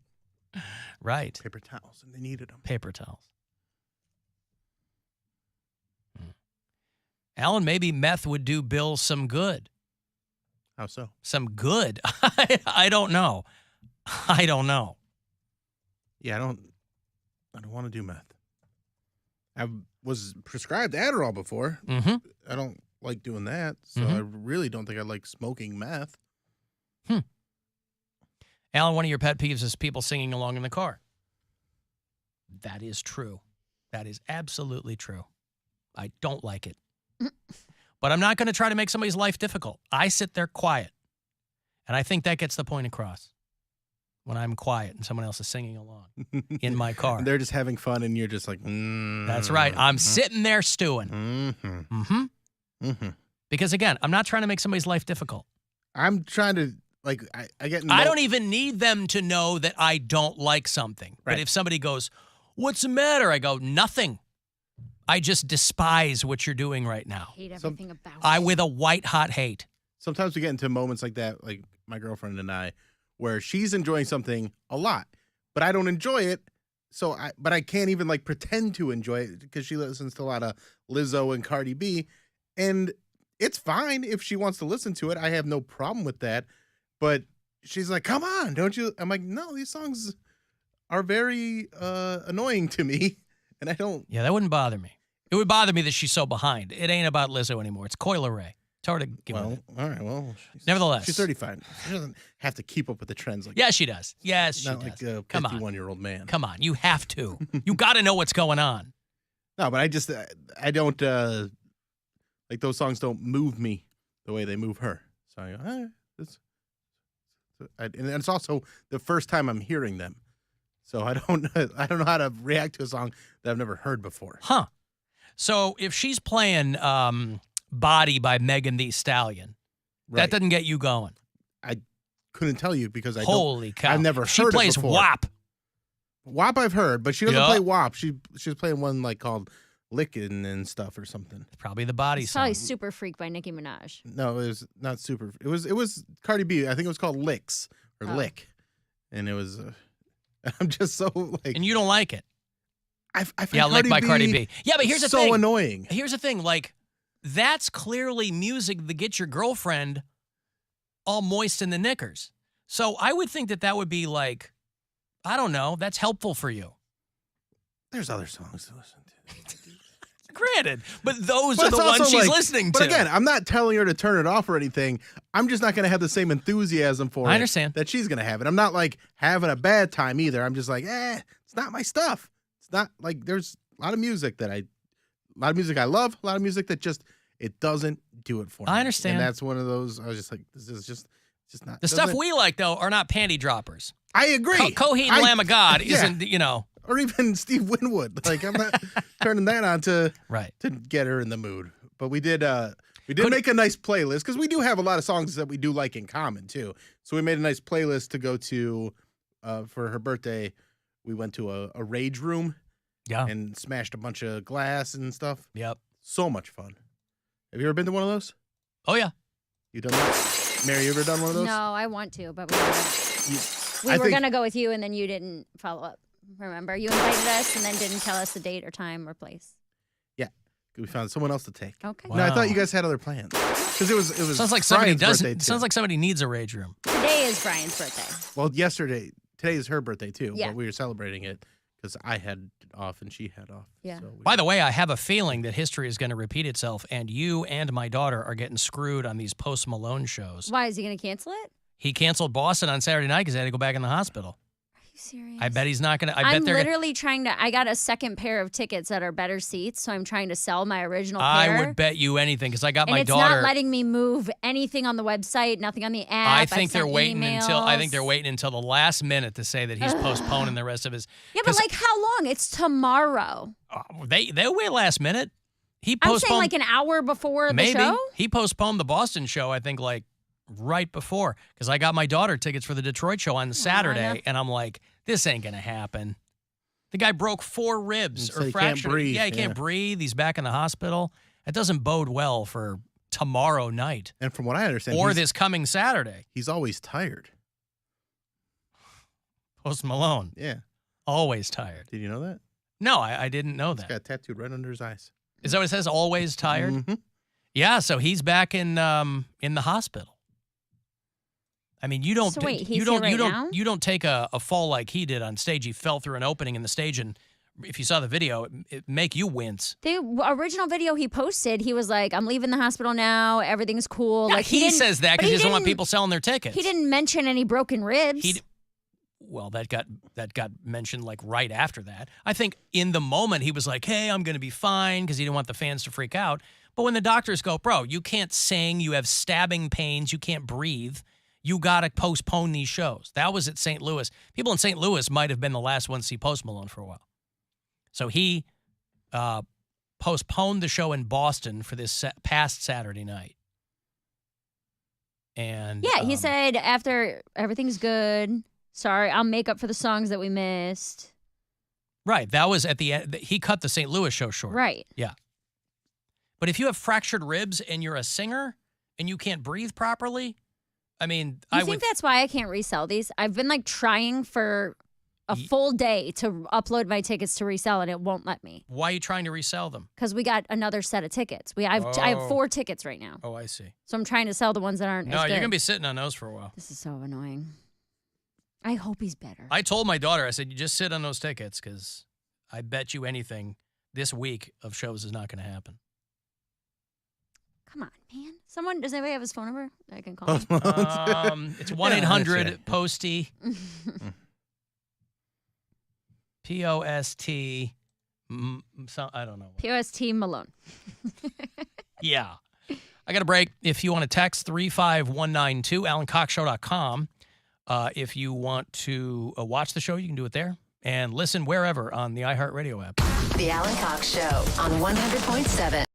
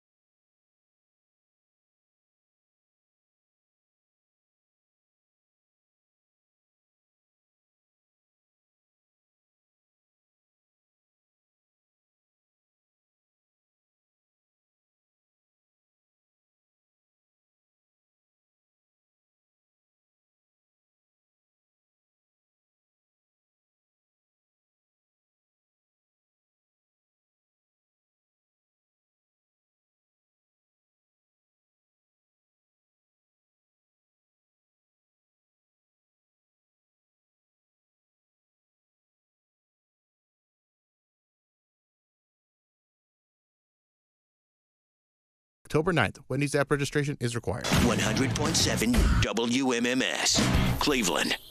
Call the Alan Cox Show.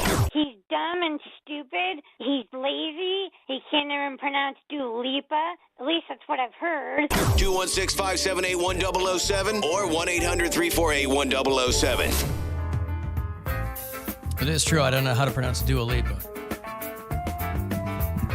It's Davy Lupa or something. I don't know. That girl calls the show all the time. All the time. And once in a while, I'll grab a little clip or something and reuse it if it strikes me as funny.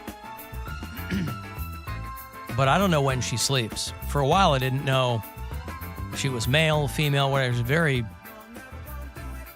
interesting voice. And so I have Alan Cox Show After Hours line, which you're always welcome to use, to leave us voicemails, and plenty of people do. If they have a message that's a skosh longer than you can fit on the iHeartRadio app, you can leave us voicemails, 216-986-8903. And the way that's set up is it will send me emails with the voicemails as an attachment. It's very, very convenient.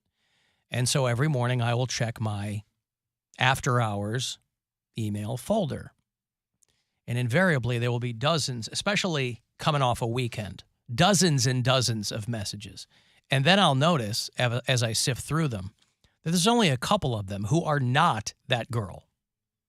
She calls all the time.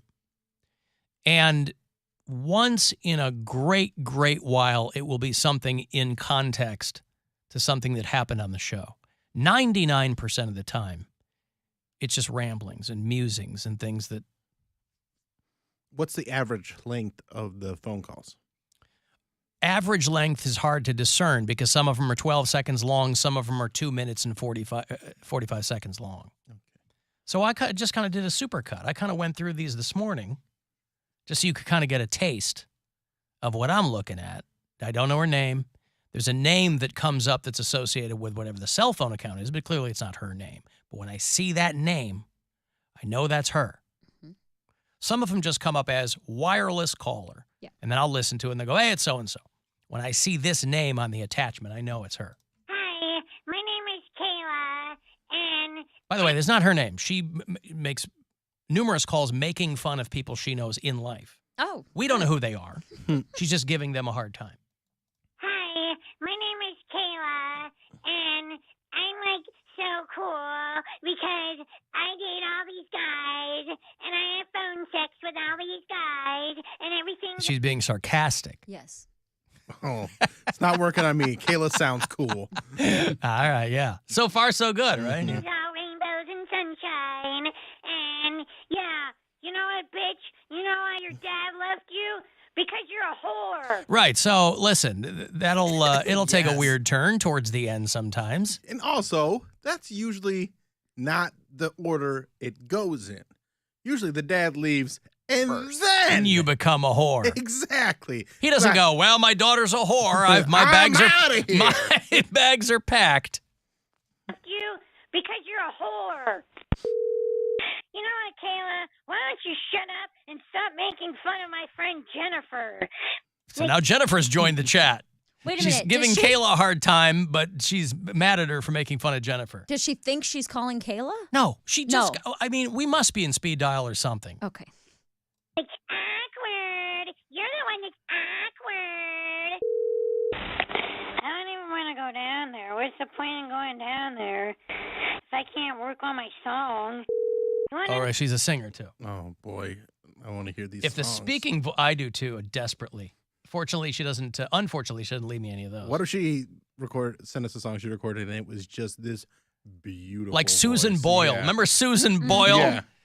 She looked like Ernest Borgnine, but she had this just heavenly voice. Mellifluous, by all accounts. I love the idea that people were blown away. They're like, an ugly person can sing? What? It's like, you never been to church? Well, we're so used to seeing beautiful packaged performers, though. This woman comes out on Britain's Got Talent or wherever it was. I can't work on my song.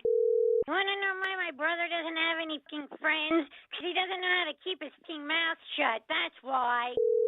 Because, I've always wanted to, be a singer ever since I was a little girl, honestly. People just want to, inconvenience you.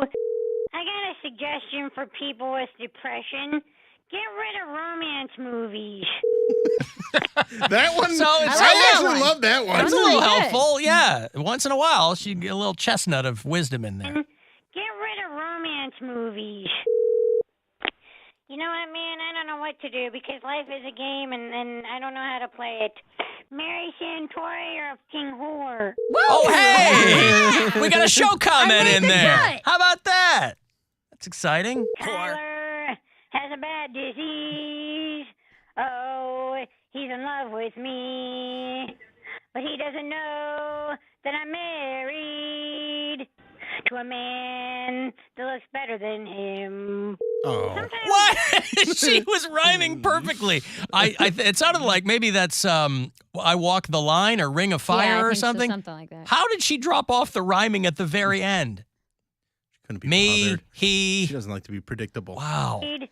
To a man that looks better than him. Sometimes when I was dating him, I wanted to break up with him. He was kind of a pervert. I have 2 pictures of cute puppies in my purse.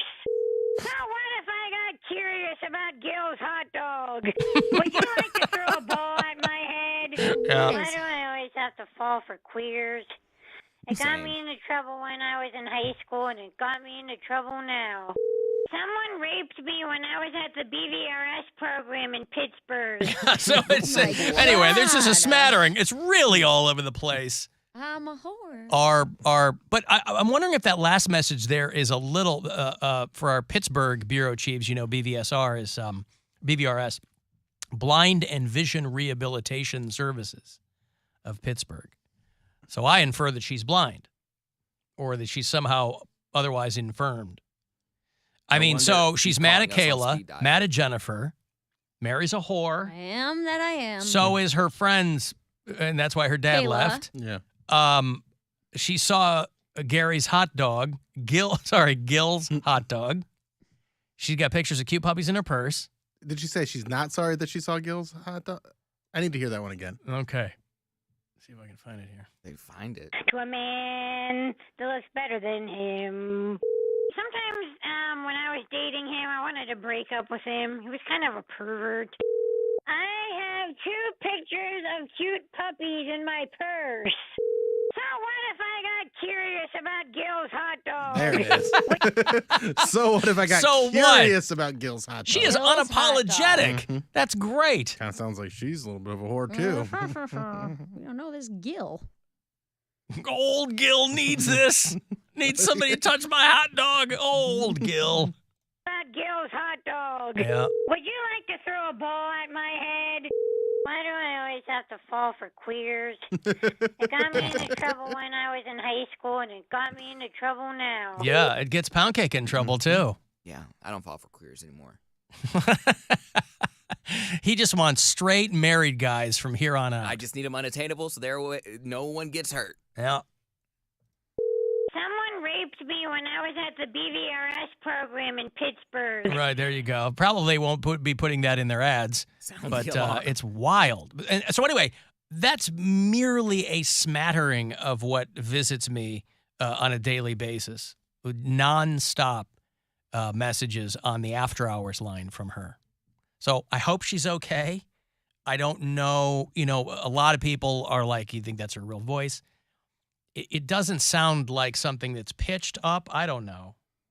Also, she's blind. Maybe that's why she keeps calling you by accident. That's what I'm saying. Does she? Well, no, because she said Mary Santora's a whore. Right. She might mean to sometimes, but yeah. She said Mary Santora. Mary Santora, yeah. So she has, she's calling us on purpose. She's got, because she's blind, it heightens her other senses, so she's got a very fine-tuned whore sense. Yes. Hey, this is pitched up. If you want to hear me pitched up, Poundcake knows who this is.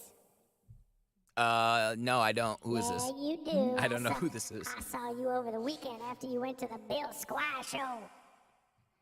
Yeah, what about it? What did you see? I saw you in the men's room. You didn't see me blowing around in there? They had the AC on high, which means I was blowing all over the place. I saw what you did. What did I do? You did it right in the sink. The sink? That was gross, man. Nah, I know you lying because I didn't even wash my hands. What? I said, nah, I know you lying because I didn't even wash my hands. Oh, I know you didn't wash your hands. I saw it. And then you went out to shake people's hands. People that wanted pictures with you. You touched them with your dirty little sick hands. You didn't wash it. Somebody's like, hey, man, can I shake your hand? You go, yeah, sure. You don't know where it's been, but Ghost Bag knows where it's been. No, feel free to snitch on me then. I ain't snitching on you, friend. You're snitching. I ain't snitching. Calm down, son. I'm not snitching on you. I'm just letting you know that I know that you know that I know what you did. Well, now you're letting the whole world know. The whole world, I wish. All right, I gotta go. The whole world. Yeah, the whole world. Oh, yeah. man. Come on. We had a good month, but yeah, that's right. So, anyway, I'm fascinated by that person. I hope they're okay. And I really don't have any backstory or information. That's not a person who's ever called the show live. I don't even know that they're capable of doing that. But, you know, when Darnell would call us, he was always, Darnell had things that he would operate or like, you know, he's got a bunch of outboard gear to help him make phone calls and send emails and things like that. So I don't know what her situation is, but I suspect that when I open up the After Hours folder tomorrow, there will be, again, a dozen or so voicemails from her. So, again, I hope she irons things out with Kayla, Jennifer, her brother. She has, at the very least, she has a lot of... She's got a good support system. She has a lot of people that she's angry with. Not least of which is the staff over at BVRS in Pittsburgh. Yeah. Who allegedly... They let her down. Yeah, they may have. You can leave us a message. They don't have to be on the After Hours line. You can leave us messages, that talkback button there on the iHeartRadio app. Your hypothetical interstate whiz just made me think of a judicial question. If you pee on the border of a state, your body's in one state, but your junk is in the other state, where do you get the indecent exposure? Just very curious about how that plays out. When were we talking about interstate whiz? I have no idea. I don't remember. No, but you were gone, but I think I have this one figured out. Yeah. It's wherever you're exposed to. So whichever state. Whichever your penis is in. Yeah. That's, well. You mean into which state you're pointing, or you're Yes. over the line? And Wherever state your junk is in. But your junk is attached to you. But so, it's over the line. I mean, this is all over the line, Mary. This is very... Okay, I just sent you guys a photo somebody sent me of Mary with a mustache. Oh, no. If things go south for her or further in her medical situation, she's worried about... A mustache? she's worried about hormone therapies and things like that. It's not bad. No, I could get away with it. It looks like me after my polar blast punishment. You looked so good. Yeah, I don't know about that. Listen, I don't think Brian would like it, but I think You don't know what Brian I think likes. you pull it off. It's his happy birthday, and I may or may not have already worn a mustache today. You don't know. Yeah. You don't know what I did. As far as the interstate whiz, I'll peel the curtain back a little bit. Many years ago, I ended up being in a situation similar to this. I was right at the Indiana-Illinois border, and I ended up getting 2 tickets.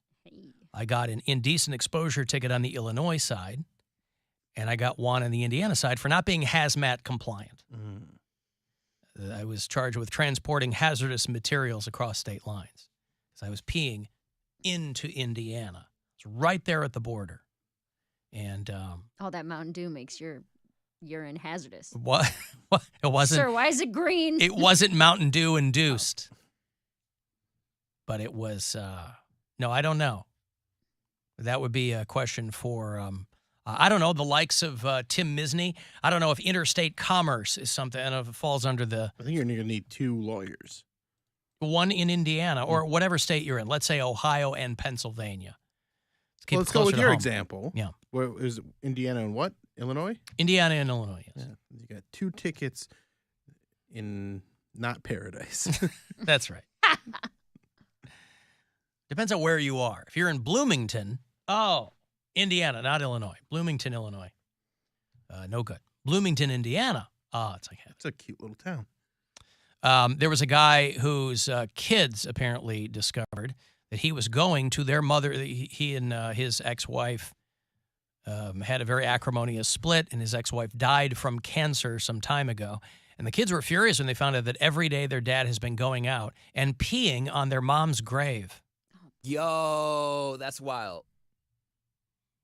It's a reflex. That's why would he do These are that? grown kids, like they're kids in their mid-40s, and a man with an apparent 48-year grudge against his dead ex-wife goes to her grave every morning to pee on it.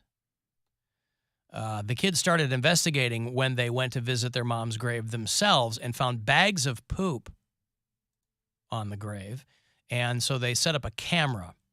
They asked permission from the cemetery manager and the people who run. There's like a structure there, like a house of people who they use to manage the property, and so they asked if they could place cameras in the trees, hoping to catch a vandal who was defacing and befouling, if you will, their mom's grave. And it turned out it's their dad. Their mom died of cancer a few years ago, and she's buried just over the state line in New York State. And this guy who's 43 and his sister went to visit their mom's grave, and they found a bag of poop. And they assumed it was something that was left by a dog walker by mistake. And this is a New York family. I mean, this dude has got the chain on the outside of the hoodie and he's got like a clock around his neck or whatever. He's got the Yankees flag at his mom's gravesite. And so they asked the place if they could set up cameras. And when they checked the footage, they spotted this guy peeing on the grave. Thought I was petty. Yeah. I guess it's not their dad. It's a guy who was married to their mom for a little while. And so they got very upset. I was going to say, do you have to square up for that? Like, that's on site, right? Yeah, it's right there. No. I'm meaning, do you beat his ass on site? Like, when you see him, like, there's no taking back peeing on someone's grave. Well, right. I mean, if they go out and find him at 5 a.m, they catch him every morning between 6:14 and 6:18. Yeah, you hide behind a tree. We right? gonna have to and square jump up. out. I don't get grudges like that. Yeah, the person's dead. I think these are people who are a little dim too. Right, but like the amount of time and energy that you have to put in that, like, it's one thing to be mad, but you got to go out of your Wasting way. gas. Yeah. Like, this is a whole for $4 nothing. worth Like, of it's gas. not doing anything. She is dead. She don't care. Just to hurt. He's doing it for himself, and it's not. Obviously, it's not bringing him any sort of closure, but it must make him feel better in some way.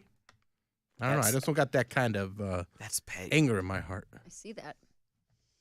Poop in a bag Yeah. and then, like, leave it there. Like, that, you want to send a message because someone has to clean that up. A bag of poop's not going to, like, go away. I mean, but then you're punishing yourself because you got to travel with a bag full That's of what poop. I'm saying. Unless he did it when he got there. Well, why poop in the bag then? Yeah. Poop on, leave a nice hefty. So it's not biodegradable? So it stays longer? Although I guess if it's biodegradable, it would sink in. I don't think there's a lot of logic being used. No, it's No, I think spite. because apparently the guy's driving out there with his current wife every morning. Oh, this is a fetish then. Well, because apparently the son has gone to the cops. And they're like, we can't do anything because we don't know if this guy owns a dog. We don't know. And they're like, well, he's using my mom's grave as a toilet. Is that not enough? But they haven't charged the guy with anything.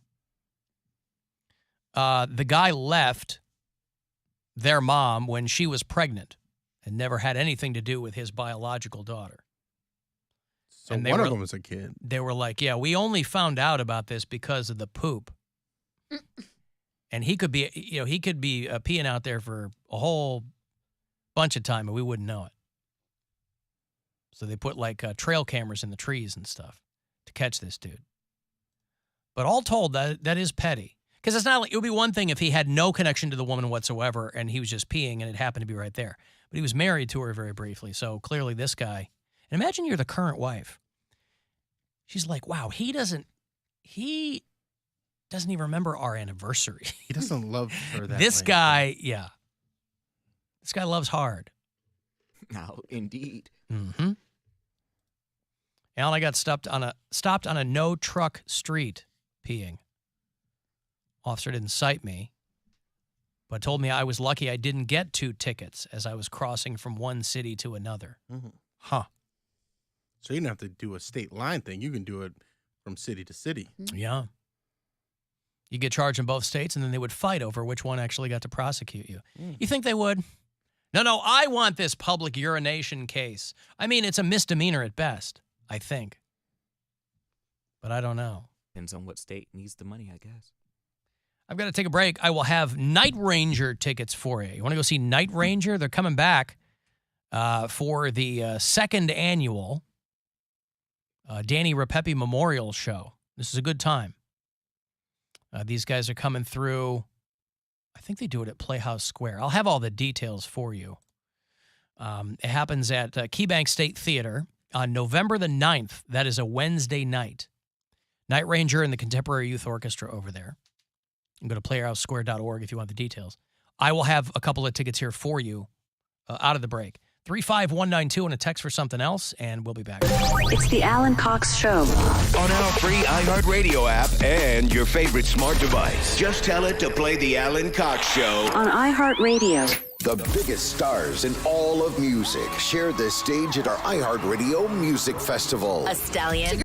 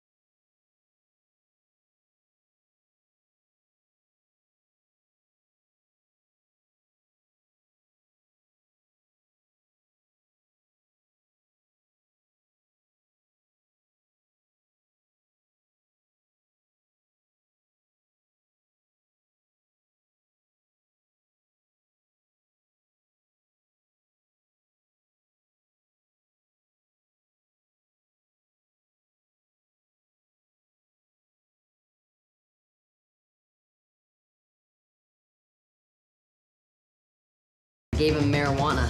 Oh, great. The Alan Cox Show on 100.7 WMMS.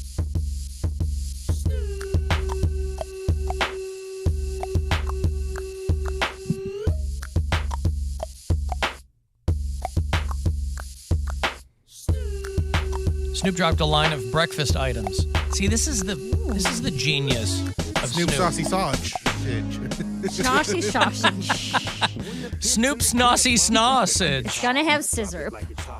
Scissor and the whole thing. But this is the genius of Snoop Dogg. Is don't say no to anything, right? People are really out there hustling, like Kevin Hart. If Kevin Hart says no to anything, I'd love to know what it is, because these guys just say yes to everything.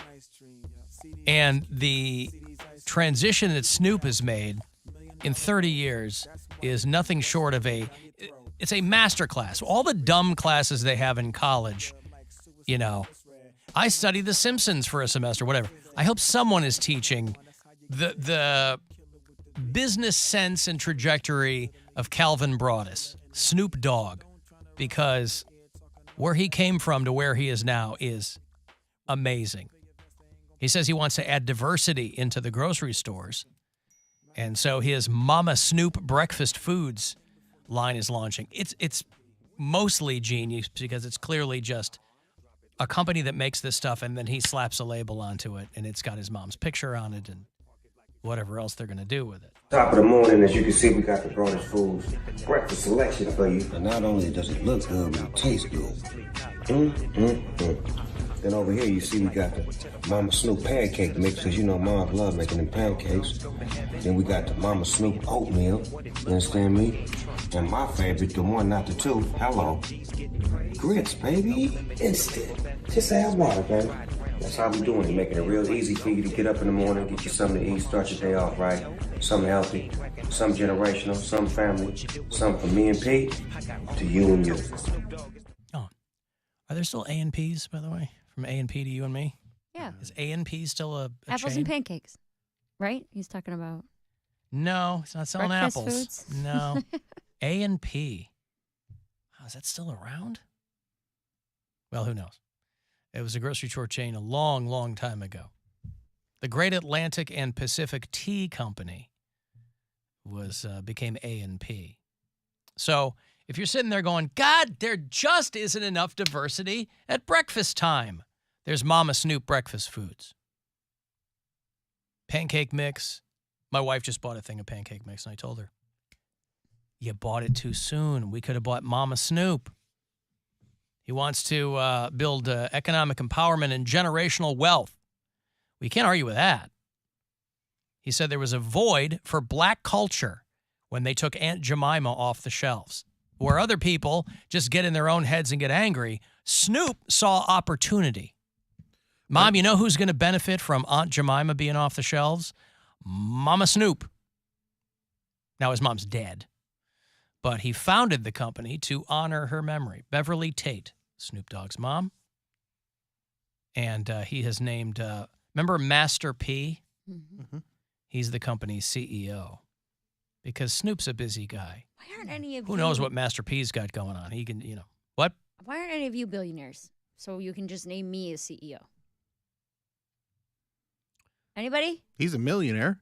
Snoop's not a billionaire? No, I'm talking about, well, I don't think Snoop's a billionaire, but Alan's a millionaire. I'm not a millionaire either. Oh. Snoop's not a billionaire. Not what I heard. I'm not a millionaire. Yeah, he's playing himself down because he don't want to clue you into some I know ducats. what it is. He doesn't want me to be the CEO of his company.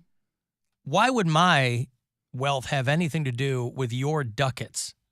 Because that's what Snoop's doing. He's getting his friends in it. He's throwing a bone to Master P. That's what I mean. Yeah, Give if me Mary a bone. wants you to throw her a bone. Or you, Bill, or Cody. One of you get super famous. I don't throw bones. Come on, man. No. LeBron got Why rich don't you get super famous and throw us a bone? I'm trying. Well, you're killing Do it. better. So make sure. Do better, Mary. Get famous and let me ride your coattails. It's like she doesn't even listen to what's going on here. I do. I just am tired of being the only one We could do better, do better. Do better with Bill Squire. Yeah. Make yourself a billionaire or a millionaire. Listen, I kind of went over this when we heard about Marcelo getting onto Saturday Night Live. And Mary, my message was, I'm not gonna be the guy that gets to the top. So I need one of you guys in this Cleveland scene to get famous enough so that I can just be your opener, make a bunch of money off of that, and just coast. All I want to do is coast. That's what I so want. that's what I want you to do better. And I'm on the downside of my career, so Right. I'm past my sell-by date. So all of my eggs are in the pound cake bucket, is what you're saying. No, I think you're screwed. I don't think any of your eggs are in the pound cake bucket. Well, all I want is for Mary. See, I'm the best type of person when someone becomes famous, and I just happen to be their friend because I don't want anything from them. All I want. You just said you don't want anything from them, and then you transition to all I want. All I would want is to sit on their bus, be able to take So pictures. you do want something. But he doesn't want money. I don't want he money. He just wants clout. I don't need to go backstage. But what good I is don't need to clout see if you're not monetizing it? I want to sit on your bus. Instagram pictures. Yeah, I just want to sit on your bus, take a picture on there. My question remains the same. Ain't What your good is stuff. clout if you're not monetizing it? Just exclusivity. You're letting other people make money off. Exclusivity to what? When there's a whole line of people outside to see your show, and I just walk right past them, and they're like, "Right this way, Mr. Brown." I'm like, "Oh." What if thank Cody you. wasn't on the guest list? Then I'm gonna My raise first time selling out Romo Fijo, and Cody walks right past a big line of people. And I'm sorry, me. what is it? Cody Brown? I'm sorry. I don't- see a helpful Brown. I don't see. Yes, that's me. I see a ghost bag here. I don't see With a your plus name. one. Ghost Plus bag one. makes it I both. don't see you here. So Poundcake, when I went backstage on Saturday or Friday, they would you like it this way, or would you like them to have your name on a list? Because the tour manager was waiting for me, and when I walked up, she goes, "Oh, are you Bill? Is that better than being on a list, or is that would you rather tell them your name He and be wants on the to list?" walk past a line No, of people. I want them to come up to me and be like, "You're Cody, right? We were waiting for you." Oh, okay, thank you. And I want there to be people outside when that happens. I want people to be like waiting in line, cold, shivering, like, "Oh, they're not." That's the He thing. wants That's other right. people to be uncomfortable. Yes, We were- Cody. Listen, Cody doesn't want Hey, to I go molest through. children. He doesn't want to go through like a secret back entrance where it's like, gonna "Hey, go here's He where wants our to do it in front of VIPs everybody, go." yes. He wants to walk through the main entrance, Yeah. And past everybody. Not only that, not in summertime. No, He wintertime. wants them to be actively uncomfortable. I just want to get. It could be. It could So be like that at the Palace. so then you get on the bus and now you have a mob angry at you. That sounds awesome. So when you get off the bus, guess who's going to be pissed and cold and shivering? Probably drunk at this point. Drunk. Well, all those people. My car will be. You got to see the other side, son. I'm not getting you a car. Well, I will have my Uber pick me up around the back. Your Mercury Mulan is waiting. It was funny though when we were leaving the Lorraine Palace show, when we did leave, because I was like, all right, well, they're taking pictures. I was like, it might be a minute. I gotta poop. Your legs hurt. We'll go. And then my mom was like, That's an exchange you had with your mom. that was the exchange. I had I've with- got to poop. Your legs hurt. He decided that for her. No, 'cause she was just like, oh, she's like, well, we can go if you want to. I was like, do you want to go? And she was like, well, they're taking pictures. I don't want to interrupt. So I was like, all right, it's no big I deal. wanted Let's a see. picture with her though. Okay, I'm coming to Thanksgiving to get pictures. That's fine. Come to Thanksgiving. You're invited to my house. But when we did leave and we walked to my car, my mom gets in. She's like, maybe we should have got your brother's car so you could ride off in style. I'm like, Mom. I was like, all these people. What kind of cars he got? Better than pound cakes. That's all it needs it's- to ride off in style. It's newer and it's an SUV. I took it down to Columbus when I went to go visit my friend Taylor. But I was like, Mom, everyone already knows what I drive. We talk about it all the time. And she's like, okay, well, if you're comfortable with it. She was like, you're not going to drive past a bunch of people, are you? I was like, are you embarrassed to ride with me? And she was like, no. But it just would have looked better. You could just ride off in style. In style. Yeah. So, Wow. So, no, just want to sit on your bus and then walk You should off. be hit, by the way, you should be hitching your wagon at Jasmine Carter's star. Talking to me? Yes. I like You should be in. Jasmine. She's great. But I don't, You should be in her inner circle. Well, I don't see her that often. I met Move all- to L.A., ingratiate yourself with her, and then you're in there. She's shooting commercials all the time. You'll be in one of those. You'll be in the back. Hey, buy this pancake mix or whatever it is. I follow her on all her social Mama media. Jasmine. I think she's hilarious. But again, I ran into all these comics when I was working when I was a bar back, and they used to come in and do their shows. So that was my only ingratiation in introduction to this guy into the comedy scene. I was waiting for it. Intro. I was like ingratiation. Ingratiation. Introduction. Yeah. But yeah, so no, I like Jasmine, but yeah, I don't see her enough to hitch myself to her wagon. I didn't even know Marcelo that. I'm just saying you got to move. Well, then I have to move. But my mom said she'll pass out.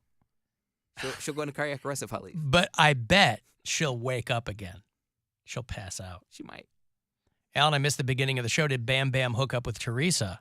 I mean, we covered it, but for this person anybody who might be tuning in, I'm happy to tell you. Actually, yeah. He did. She came backstage. Oh! Why is your legs hurt, so to Poundcake? speak. Yeah. No, we Yep. You talk about riding off in style. No, I didn't even get to take a picture with her. Nothing. I was really hoping to. Nope. Didn't get to do any of it. Next time. I'll Or bring her Thanksgiving. to something. He's never going to bring his mom to another show. No, that was no. your one shot. 0. And you blew it. 0. You blow it! No, I will bring her up to Cleveland because she thinks Cleveland is like a foreign destination. So when I take her to Barrio, Why does she think that? Because she's never up doesn't- here. She doesn't get out much. She has not, and this isn't. I'm not asking. Did you her have to take all back roads to the Lorraine Palace Theater? No, she'll ride highways, like she'll drive with me, but she won't drive herself. I see. So she's not afraid. I can go pick her up, but she's just not going to drive. She just doesn't. And the one time when I had my first apartment, Throwing Hands on Prospect Avenue, I would take her to Barrio. She was like, "What is this place?" She's like, I've never had tacos so good. This is Barrio. So she was like, "Oh, they bring you tacos in this," and she was like, "And their menus are so cool." And then she loved the little water container that they had. She asked the waitress, "Could she have it?" I'm like, "Mom, that's not for sale." She's like, "Let me see if she'll let me take it." And she did. It's like your mom's from another country. It's like you have a student from another country staying with you or something every time you're out with your mom. That's How old someone is who your doesn't. mom? It's like she's Dutch and she's at the hostel. She'll be and you're explaining everything to her. She'll be 64 this October. She looks great for 64. She does look great. Black don't crack. And she don't. Oh no, it does crack. I've seen some bad black, but just not my mom. But not your mom is my point. Yes. Yeah. But she doesn't get out much, so she's fascinated by everything. That's why my job is really easy. So she enjoyed the show. She was like, "All right, I've done everything I needed to do. This was a great night out." And she's like, "It's bedtime." Really? She went home and she had a mound because I took her. We were gonna do like the restaurant, like a couple restaurants, and they were all packed. So I was like, "Mom, let's just go to Chipotle." Little did I know, my mom's Chipotle order. She's the worst type of person to be behind. Thank God the line was short. She orders when I say a mound of ingredients on her Chipotle bowl, it was stacked up like that. I was like, "There's no way they're gonna get that cap on." And the girl had to like push on it with two hands and like push along the side so the ingredients didn't fall out. It was just like Is your mom worried she's going to starve to death? I mean, that's just how she ordered. She was like, "Can I have cilantro? Why don't you guys have cilantro on the line?" I'm like, cilantro is in some of their ingredients. It's not necessarily like a topping. It's in the rice. It was like, it's not in a topping. It's a topping on their new garlic guajillo steak. Oh, yeah? So was your mom happy with Chipotle then? Yeah, but she was like, every time she goes, she acts like she's never been there before because she was like, "What's that?" Because she got like double chicken, and then she was like, "What's that?" And it was like the lady was like, "Sofrita." She's like, "Ooh, okay, so I'll take a mound." She's like, "I'll take a scoop of that." I'm like, "You already got double chicken, Jesus Christ!" But she's paying for triple meat. I paid for it. That's why that's why she's taking advantage. Yes, she's just like you. This is all genetic. You are the way you are because of your mom. Your mom might literally die, now that I think about it, if you leave. She might. Yeah, she might. My anxiety. Because she'll be separated from her doppelganger. Our personalities are more alike, and then my brother is more. I resemble my father more, like as far as like genetics, I suppose. Like looks. Kinda. Like I have my dad's hair. My brother has my mom's hair, but I have like a lot of my mom's like mannerisms. Mannerisms and thoughts. Mannerisms. And then my brother, he thinks a lot like my dad. He's very impulsive. So, yeah, she had fun, but I don't know if I'll get her to come out again. I'll just bring her up to Cleveland. I'll have to go pick her up. So next time you're doing a show, I might just pop by and I'll have you get your picture. It's like your mom is your child when you're out with her. She's your ward. She's your charge. She's the Robin to your Batman. I was like, Mom, I'm going to go get a glass of wine. She's like, you're driving. I'm like, 3 hours from now. Chill out. We just got to the show. I can get a glass of wine. How long was the show? Hour and a half. But I was going to say, we got there could no way it was 3 hours. We got there at like 7:45. It was closer to 2 hours. Yeah, it was closer to 2 hours. So I was like, let me have my wine. And we live like 2 miles away. Chill out. Wow, he's yelling at her over the wine. Mm-hmm. She knocked it over. Red or white? It was white. Mm. I don't drink red wine unless I'm having dinner. Well, good to know. Not even for Chipotle? No. Ew. No, I don't. What do you mean, ew? You just said I don't drink red unless I'm eating dinner. I didn't. You had Chipotle for dinner. I wasn't eating it at dinner. Using the transitive property, I wondered if maybe you had red wine with dinner. No. You didn't sneak the Chipotle into the theater. Yes. Like, Smells like sofritas in here. What's going on? Smell? Yeah, it's Poundcake's mom. Were you in a row? Was it a full row like you were sitting right next to other people? Were you in the front row? Where were your seats? They're like 6 or 7 rows back, I feel like. Yeah, and we were like smack dab in the middle because my mom wanted the best seats because we got there early, so we kind of had the run of the joint. So I was like, "Where do you want to sit?" They weren't assigned seats. So GA. It was GA? Yeah.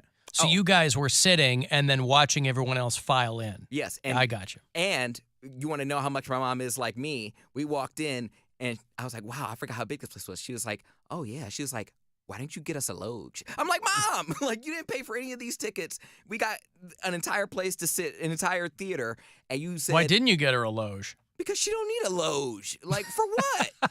Because she wants to do nothing. She wants to do it in style. That's why she wants you to drive your brother's car. That's why she wanted to go to Chipotle. She likes to be treated Yes. just like you do. Like, she doesn't have a man taking her out and doing stuff, so it's got to be you. That's her fault. Stella got her groove back. She ain't got Whatever. nothing but time. Well, you tell her that. Don't tell me that. I bet you ain't going to tell her that. I do tell her that. She ain't got Mom, nothing you but got to time. get your groove back. You got to set a car on fire, Mom. That's what you got to do. Yeah, she should. She's got to find somebody, date them, have a very acrimonious breakup, and then set their car on fire. Get her a loge. Get out of my face. If you pay for, I don't even. How much was a loge, Bill?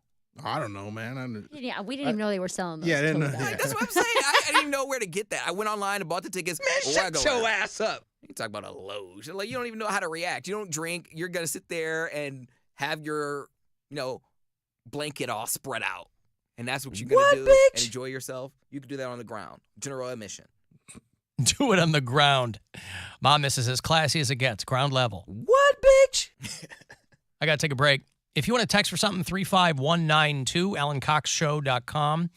You'll get the live stream there, and you can listen wherever you are on that iHeartRadio app. The Alan Cox Show. On 100.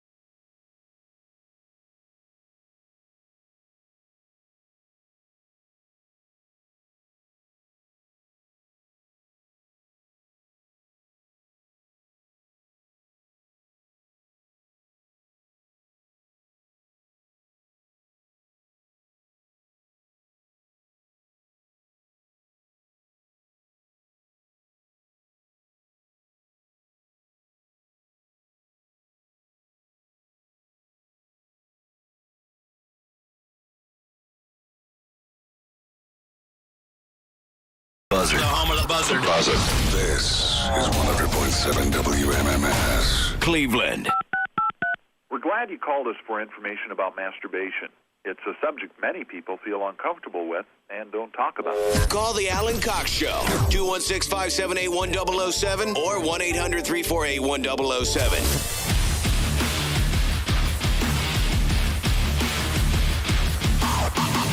35192, you want to send a text. You can watch live. You go to AlanCoxShow.com. Thank you to Butford Klumpelhoff for sitting back there and helping out in the video department. Your Cleveland Guardians are on a hell of a streak right now. They grabbed the division, and they're on a 7-game win streak right now. They are off until Thursday. They will play the Rays here at home. They're at home for the remainder, obviously. They'll play the Tampa Rays, and then they'll do a 6-game series against Kansas City Royals. I don't think they're off till Thursday. I think they're back tomorrow. What am I looking at? Thursday, September 29th is what I'm looking at. Is that it? Oh, I'm sorry. That really skipped ahead. You're right. Tomorrow night, 6:10.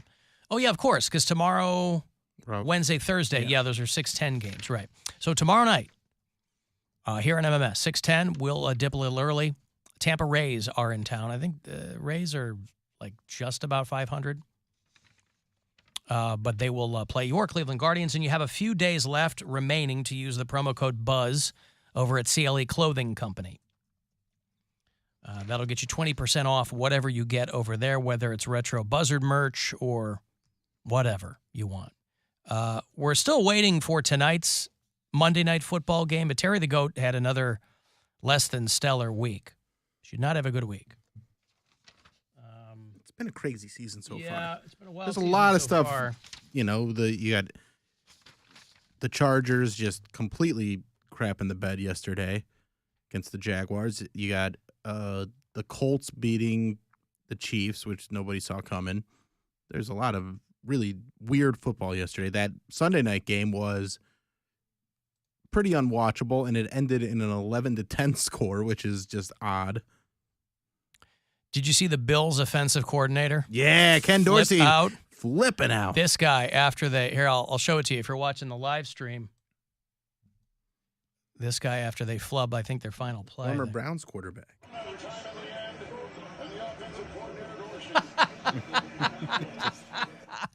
He just throws everything against the wall, and very exciting for him. Dorsey used to be a Browns coach, you said? Player. Oh, a player. Oh. All 32 teams received a memo from the NFL this week threatening punishment for breaking tablets or other league-issued equipment. You know, Tom Brady has a habit of throwing those. Yeah. Tom Brady also proving he's not invincible this weekend. I think that Giselle stuff is probably weighing heavy on his mind. Is that happening? I don't believe it. I think it's a publicity stunt. She says it has nothing to do. She admits there's stuff going on, but that it has nothing to do with football, which is cryptic, at the very least. So the Giants play the Cowboys tonight for Monday Night Football. Terry the Goat picked the Giants. The only games she's gotten right so far, she picked the Eagles over D.C. She picked the Jags over Bills Chargers, Falcons over the Seahawks. Eagles look good. Everything else she got wrong. So, a wild time. Yeah, the Dolphins punter bounced the ball off his teammate's ass. Yeah, the butt punt. That was a good time, too. Yeah, my daughter is playing soccer, and she has games on Saturday mornings, and she's showing herself. You know, they rotate the kids. They're 6-year-olds. Mm-hmm. So everybody just gathers around the ball and tries to get it into the other goal. There's no passing or anything. My daughter has proven herself to be pretty good in the goal. Oh, yeah? With the gloves on, yeah. But she felt a little weird throwing the ball back into play. She bounced it off of the opposite team's kid's head, and it bounced into the goal. Hey. And they got the point. Oh, that still scores? Yeah, it still scores. Sure does. Yeah. Inadvertently scoring for the other team. Aw, but that's how you learn, right? Yeah, that's right. how you learn. You didn't scream at her and said, "What are you doing?" I did not. You piece of trash. Nope. What were you thinking? Oh, What am I kid of paying mine. for all these soccer lessons for? If I were paying for soccer lessons, I might be prone to be yelling, but The I mean, you play for her to be on the team, and she goes to practice. So Gwen is the assistant coach, so. We'll get it together, Gwen. But on the you got to be coaching better. On the subject of soccer camps, those are still up in the air. It depends on how much she wants to do something like that. But that's how you learn, is to accidentally throw the ball, bounces off the opposing team's head, and into the goal. Our buddy Chet texted me, take it from somebody who fractured a bunch of ribs. Post Malone ain't playing Cleveland tomorrow night. You don't know. Listen, I would be... He's got the technology to get shot up and maybe get through it. But you got to sing. But then he still has. You got to have lung capacity. I mean, this guy left. woke up in excruciating pain, like just breathing while he was sleeping, and you never breathe more calmly than when you're sleeping. Auto-tune's doing most of the work with his music anyway. Well, I can't get a vibe on that. All I've heard initially, that was my vibe on Post Malone. Is like, oh, he's just another mumble dude or whatever. I mean, he can. But then you hear sing. more of really his, good. you hear more of his stuff, and I go, oh, this guy's clearly got something. Yeah, he's very good. But I mean, he's still got a lot of auto-tune songs, so he just does an all auto-tune set list. And it also doesn't look like he's been refunding. He's been saying, hang on to your tickets for my rescheduled dates. Well, yeah, that they're not going to refund because he'll reschedule the shows. Yeah. But just, I would be very surprised if he plays tomorrow night or Detroit on Saturday. I thought Detroit was Wager. Wednesday. Detroit is Saturday. Who knows? I think you guys should make a wager. I'm not wagering anything. I'm already going to be out money. Somebody texted, Alan, did you happen to notice that once again, Poundcake falls ass backwards into being right with Rihanna in the Super Bowl halftime show? It is true. When did he say that? He has mentioned on a number of occasions, why hasn't Rihanna done the Super Bowl halftime show? And then right after they announced that Apple Music was the new presenting sponsor, taking over for Pepsi, the speculation was that it was going to be Taylor Swift, but Rihanna's no surprise either.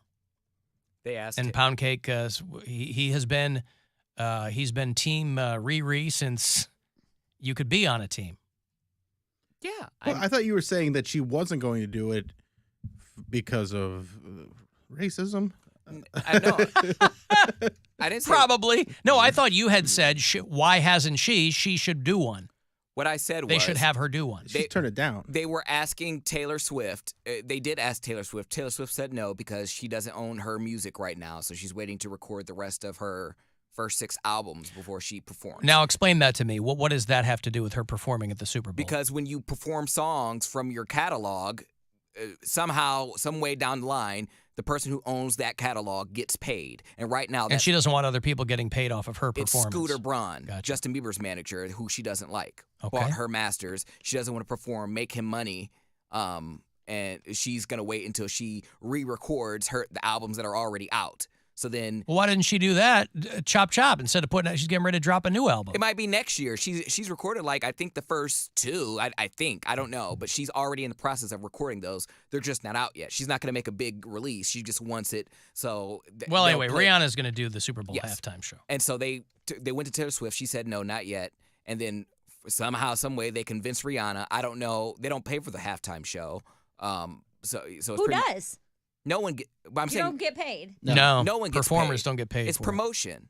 It's her first major performance since 2018.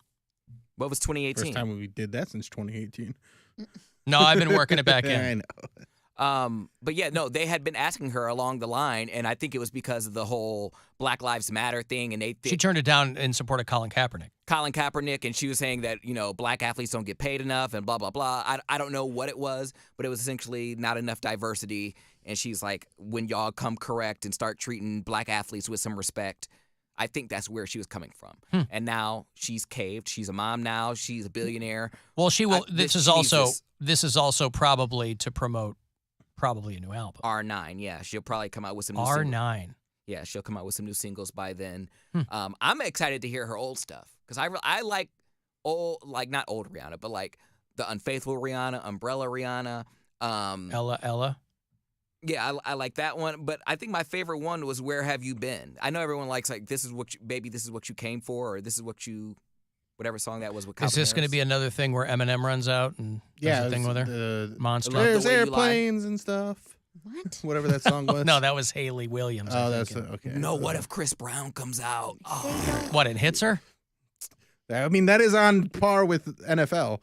Like, they'd be like, hey, it's a great tribute to the players. There you go. What's his 40 Now time? the NFL pays tribute to the to spousal abuse. Spousal abuse. They have a song called Domestic Abuse Awareness Night. They have a song called Nobody's Business and Birthday Cake. So, I mean. Well, it's going to happen February 12th, where the Arizona Cardinals play out in Glendale at State Farm Stadium.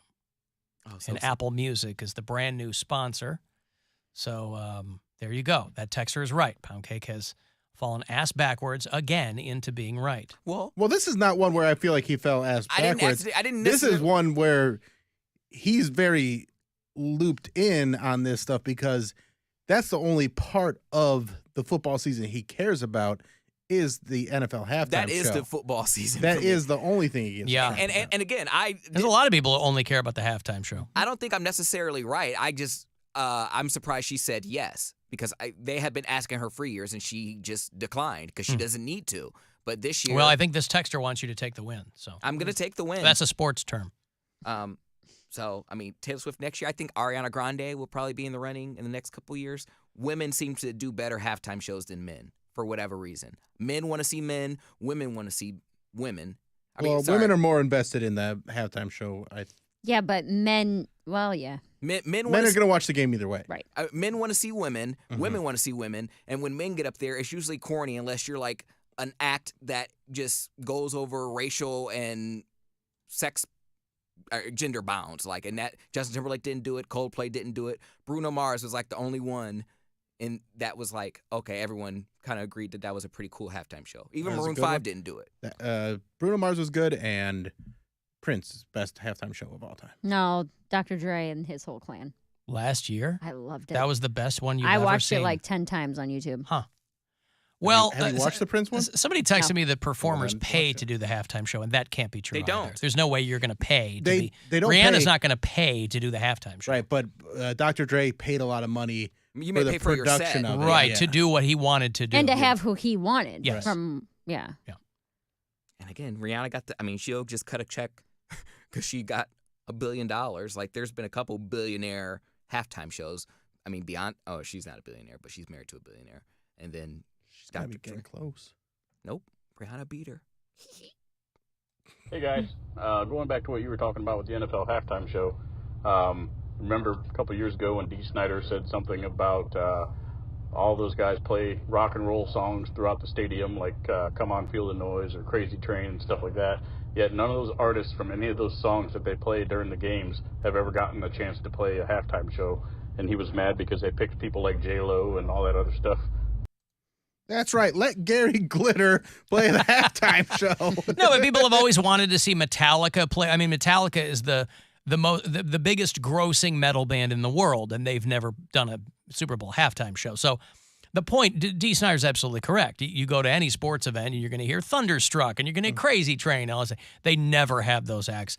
I mean, They want a broad audience. You could make the argument, well, you're going to get a big audience with Metallica. Not bigger than a pop act, though. That's what is popular. But music. you don't know that is the point. It is, because they want little kids to be able to sing it. They want older kids Little kids sing Rihanna songs? Yes, bitch better have my money. You think there ain't some little kids sing? Well, okay.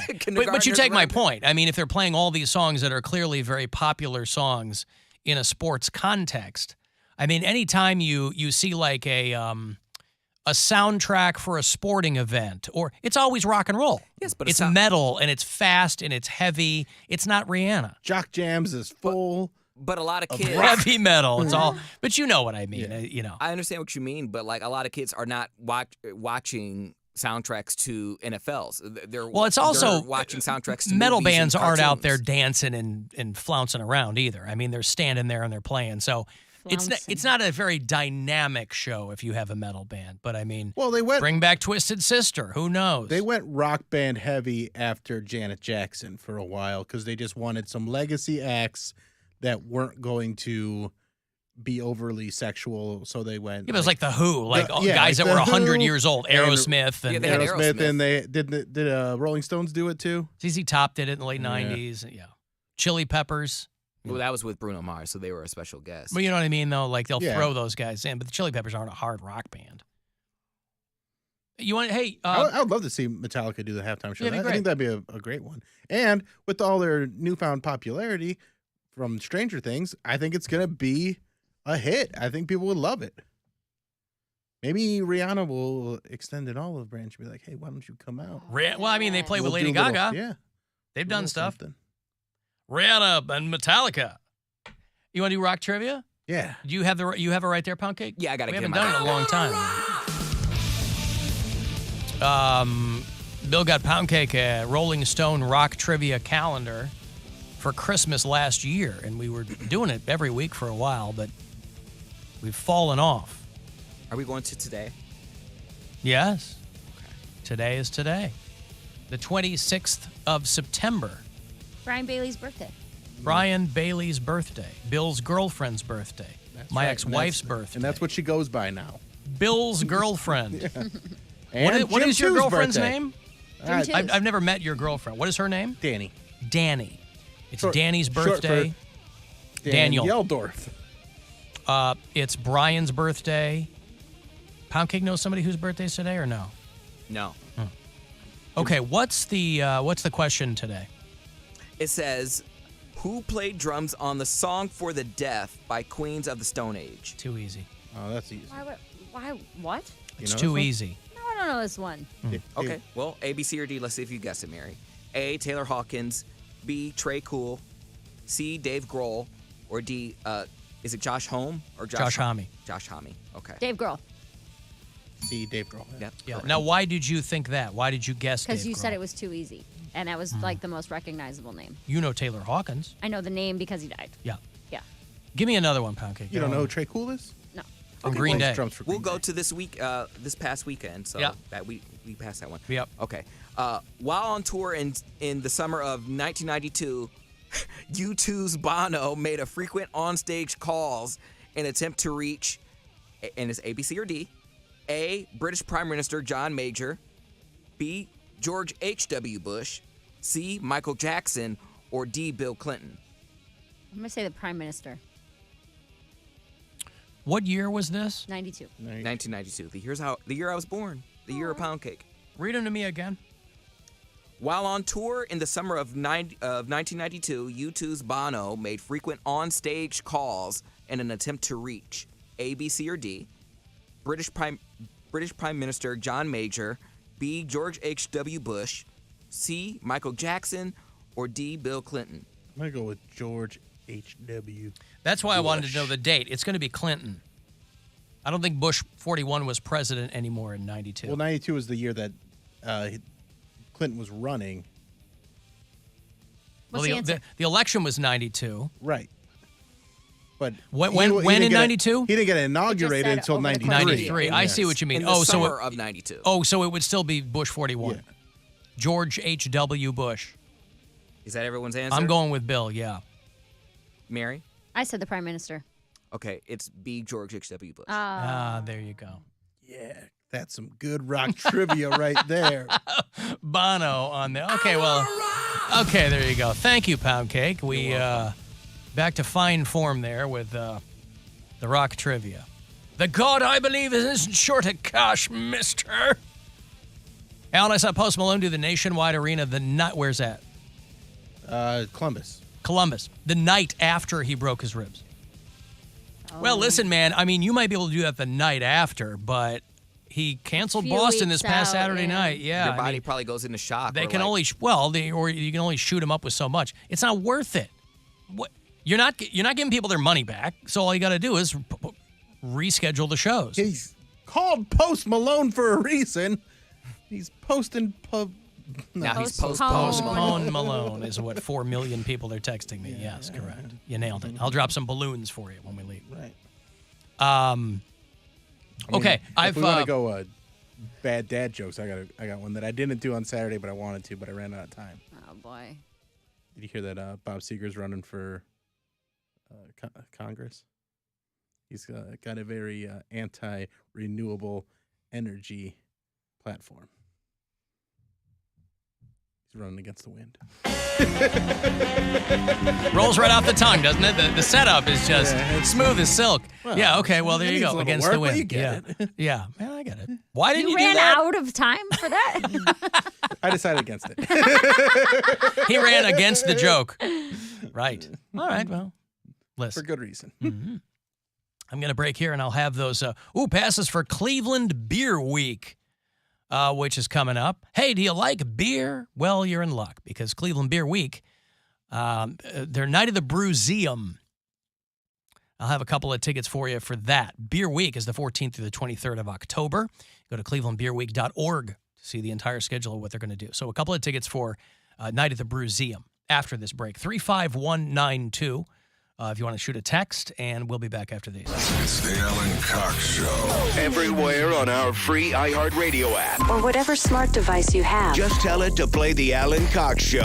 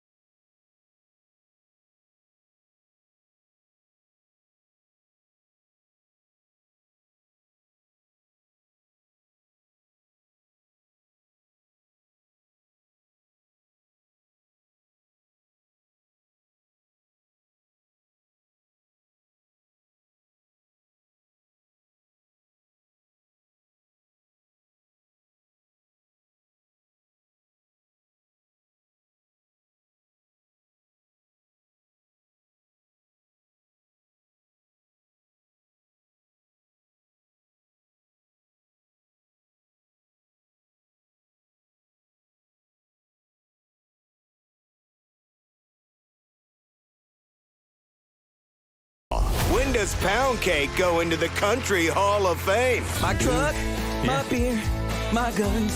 Say it again. It's the Alan Cox Show. On 100.7 WMMS.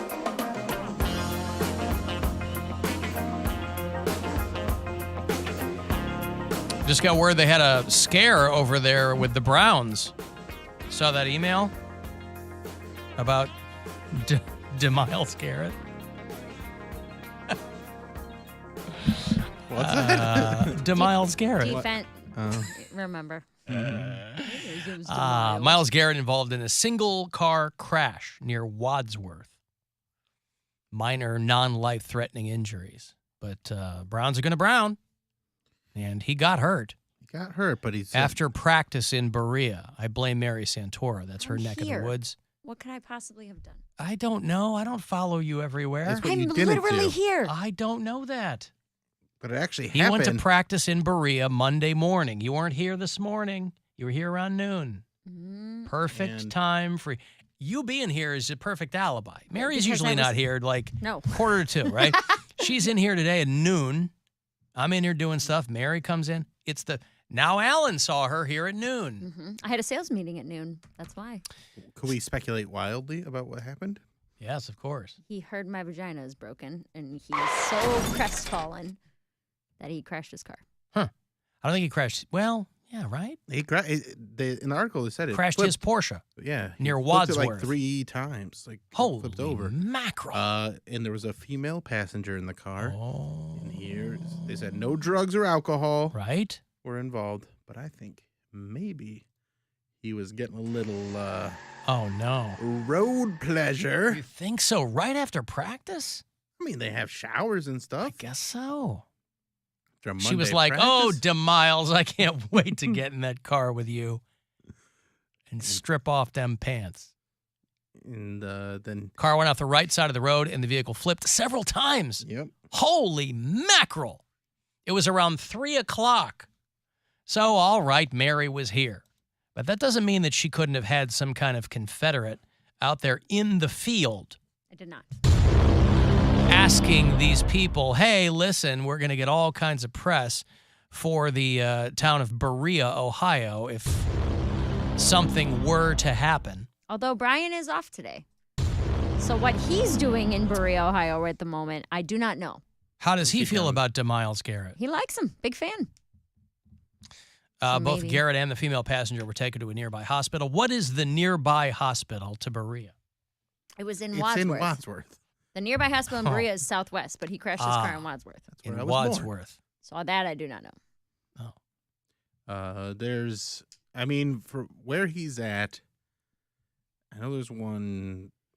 State road near Sharon Copley Road. Yeah, probably. Where were whatever. you born? I was born in Southwest, the one that Mary just Southwest mentioned. Hospital? Yeah, because So that's I was Southwest also General Hospital. Southwest General Hospital in it's It's right actually on the in Berea, the Middleburg border Heights. of Berea and Middleburg. Yeah.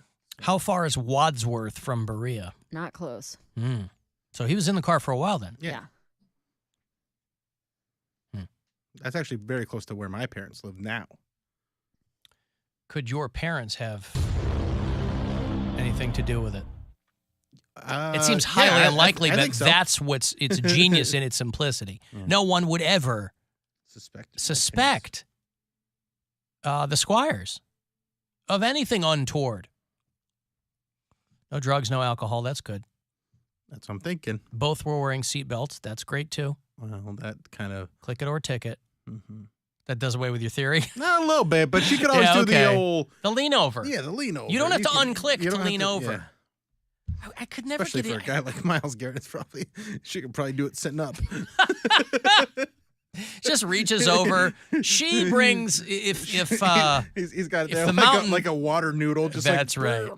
Oh, God. If Mohammed can't get to the mountain, oh boy. All right. Well, they're okay, and whether or not that affects his situation on Sunday, we'll find out. I would have to think that it might. There's a hospital Between right on. Post Malone and DeMiles Garrett. Oh my goodness, these poor gentlemen getting hurt. There's a hospital on 18, which isn't super far from there, so that's that might be where they took him. I don't know if there's anything closer than that one. since they were closer to Sharon Copley. But I think that's probably the closest one. I could never get into road lettuce. Really? Too distracting. Yeah, I could. Not distracting. I'm a high screener. But it's just like, I don't know. It seems unnecessary. It's no fun for you. And it's like, It was I don't something I was know. into. Well, I've done some like long road trips, and when you're just on a straight highway for a long time, that's a good time. Just out of boredom? Yeah, nothing else going on. Yeah. Yeah, but then if you're a big long stretch, you like pull over and get out of the go over the Save trunk time. or something. I also like to make good time. Yeah. Oh, I see. No point. All right. Well, anyway, they're all the best. I hope to he's him. okay. Yeah, of course. And the lady too. Hope she's also okay. Of course. We have a lot of bureau chiefs, by the way, down Tampa way. We got James and Mark and Catherine and a whole bunch of people, and they're keeping their eyes peeled for this Hurricane Ian that's coming through. They're telling big portions of Tampa to evacuate. It's coming around the wiener of Florida there and coming up on the Tampa side.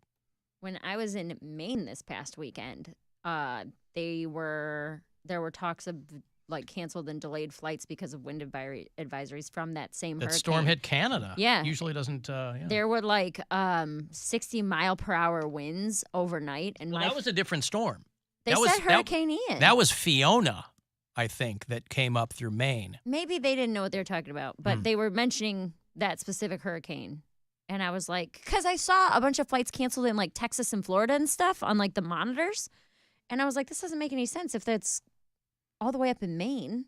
Now, Hurricane Ian is approaching Cuba, and they're expecting it to make landfall on Florida's Gulf Coast. I think Fiona is the one that was going up, the eastern seaboard, because they said usually those storms don't get, they don't remain as strong as that one when it goes, that part of Canada doesn't normally get those, I think. I just sent you guys a picture of his car to the group chat. Wow, really? Yeah. It is crazy that they are not hurt more. Right. because- Any car that thing is flips multiple mangled. times, yeah. Wow. Oof. It's my last message in the group chat is Poundcake's gif of Rihanna putting a crown on. Yes, and? Nothing. I hadn't looked at the group chat in a minute. That's all. I'll tell you what makes me happy, because I've been to Dublin a couple of times and I love Ireland. It's possibly the homeland of my people. Possibly. And I don't know. I might be Welsh. I'm very white, is what I'm trying to say. But I love Dublin. Ireland is a beautiful, beautiful country. And but up till now, you've had to really take a very circuitous route to get to Dublin. Despite Cleveland Hopkins Airport being rated one of the worst in the entire country, they're still bringing in new business. It's not great. Aer Lingus, which is the Irish. All right.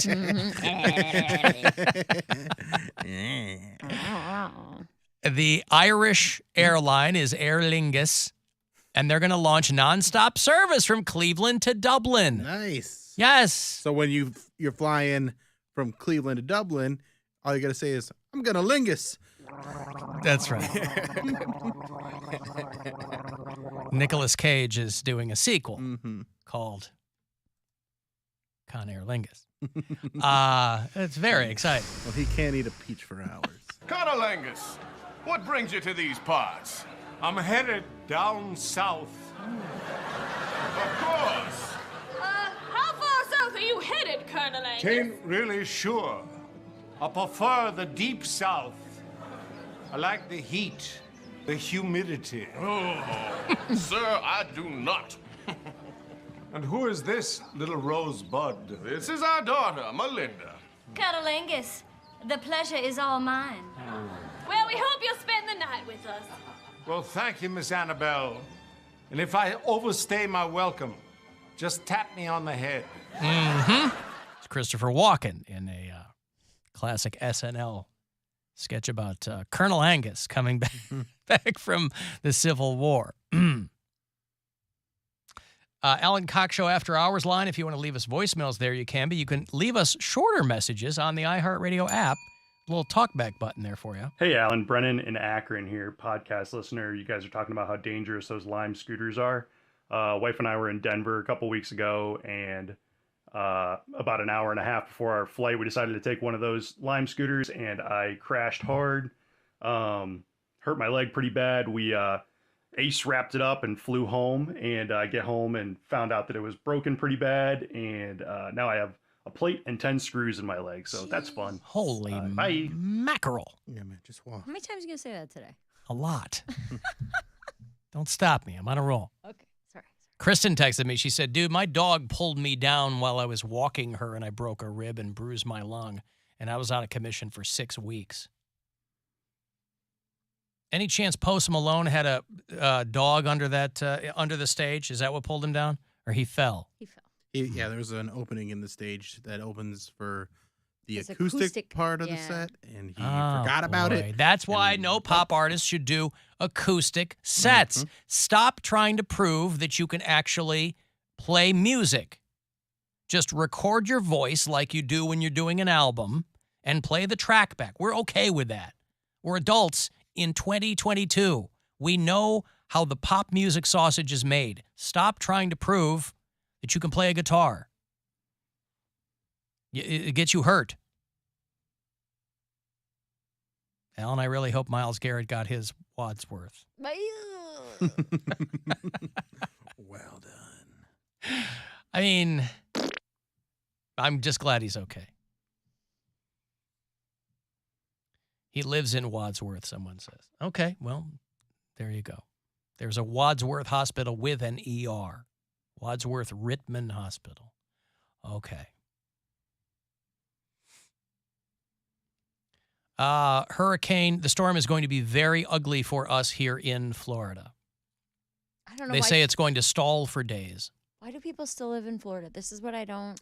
Because it's the Wild West. It's the Wild West of the Southeast. There's no rules down there. You're going to have something. Right. Florida has hurricanes. California has wildfires. You're going to get something. Yeah, but I guess.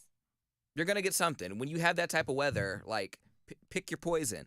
But it's fabulous. Alligator. 75% of the year. Flying hurricane alligator. That's my poison. That's had to have happened, right? Or like a tornado or a hurricane picks up. Sure. Oh, it deposits. Well, but it doesn't deposit it. That's how we end up with insects up here that we didn't ever have before. You know, climate change and bigger, weirder storms. Alan, I wonder how many miles per hour he was going.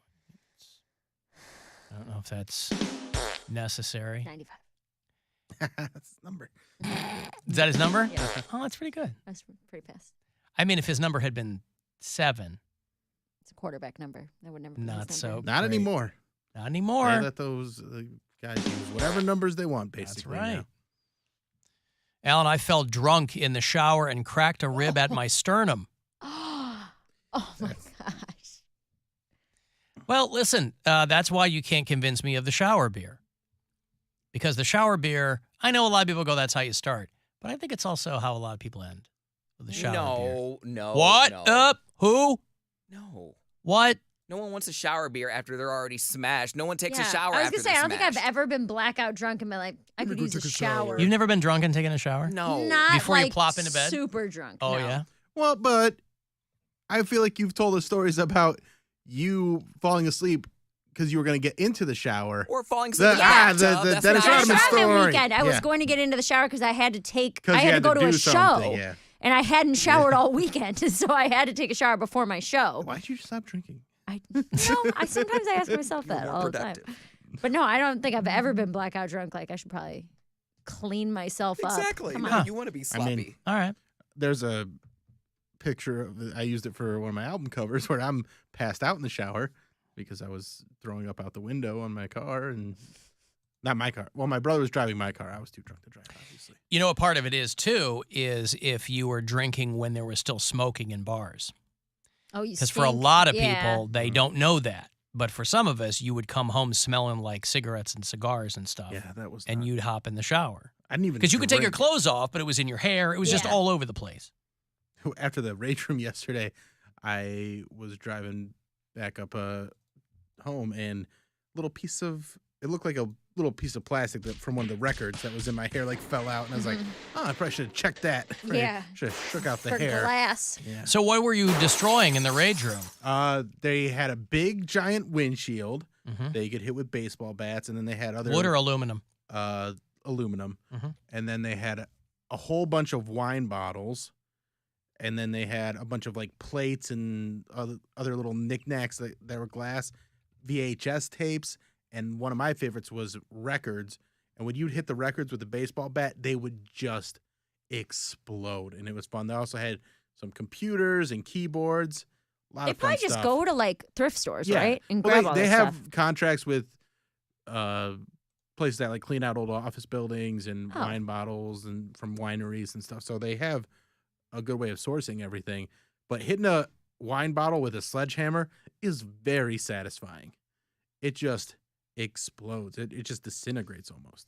It's really, really I don't know fun. the feeling because, like I said at the beginning, Bill didn't call my boyfriend and I to come Yeah, on there's that only- trip. You that seem he- especially salty about this. because he invited us and was like, But "That there's would be nothing you really can do fun, about it now. and we Well, should there's go only and room have for a 4. bonding experience." There's and only then room for 4, and we already had invited two other people. When did you go?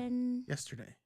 And he said, when did he tell you that you couldn't go? He didn't. I He never- just never texted me or called me. I never followed up. He never. We made no. a tentative He plan ghosted on you. the show. Completely ghosted me. We made a tentative plan Brian on the was show. all excited about it. He goes, "Yeah, that sounds sweet. That'd be awesome. I'd love to spend time with Bill. He seems so great." No, He didn't say that. You are a liar. Gotcha. Trying to gild the lily. Yeah.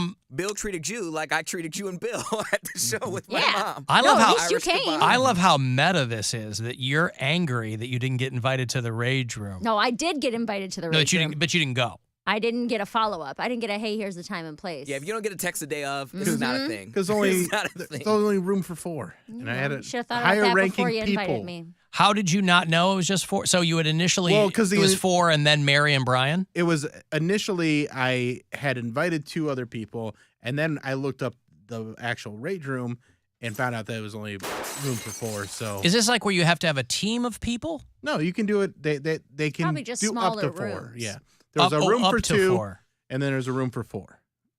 There And are he invited us before he knew there could only be 4. Right. Rage rooms are very popular now. They're all over the country. And what I love is if you, because I know there's one near one of my old apartments in Chicago. It's a rage room / axe throwing place. What I like is that they point out in their description that it's locally owned and family friendly. Yeah. It's very important. Are you guys a family friendly rage room? Oh, why, yes, we are. Yes. We're locally owned. I don't want to go to any chain rage rooms. And I'd really like it to be family friendly.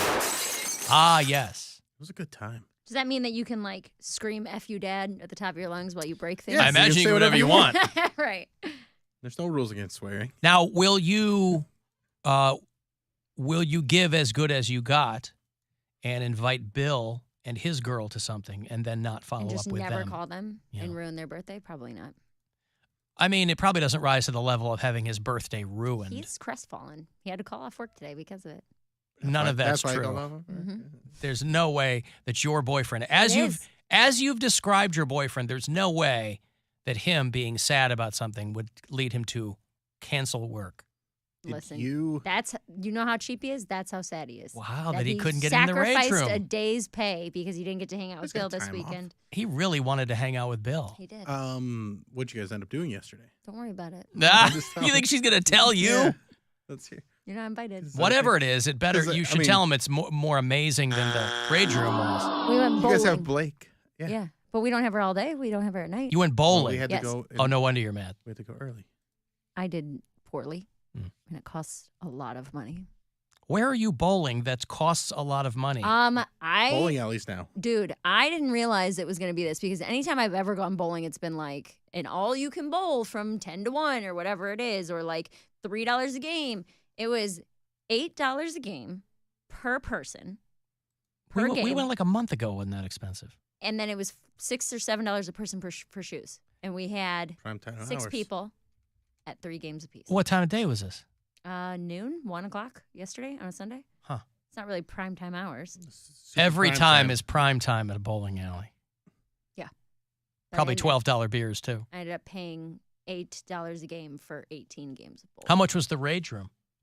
It was like 120 What? for all of us. You're breaking a lot of stuff for 4 people. And they have to clean it up. Yes. That's So the big what? thing. So someone has to go in there and because I've thought about creating You can break my stuff own in your rage room. backyard for free. That's what I mean. But you're I the don't one have a who has to backyard. clean it up. That is what has kept me from making my own rage room. People who are breaking crap in their backyard are not cleaning it up. But if you're a normal human and that's what you want to do, Well, normal humans aren't having rage rooms in their backyard. But there's plenty of people that do it. Exactly. 100. Wow. $40 a person? $30 a person? Let me see exactly where it was. Boy, you gotta be really wanting to break stuff. They also gave me like a video of. Here's $40 everything. for me to break your things. I mean, when you open a rage room, you know people are going to break stuff. Right. It's like a cleanup fee.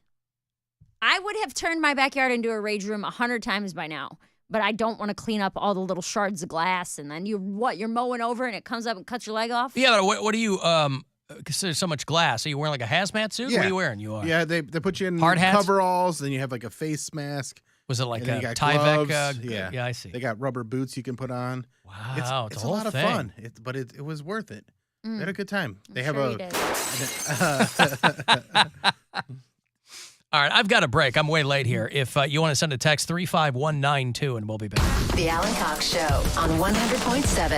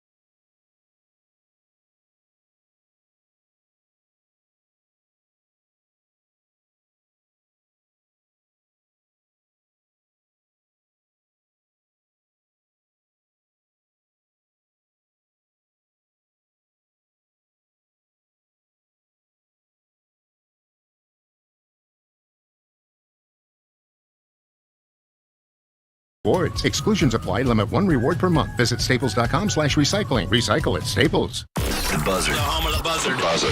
This is 100.7 WMMS. Cleveland.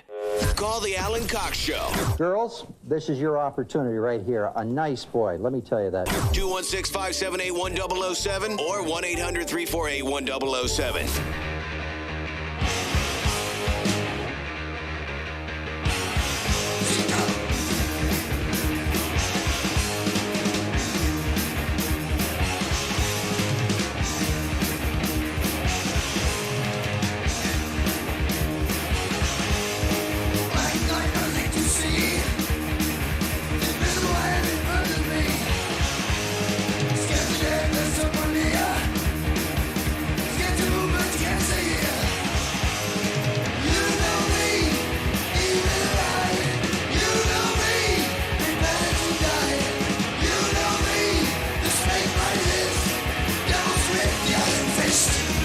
I was reading that James Earl Jones has officially retired as the voice of Darth Vader.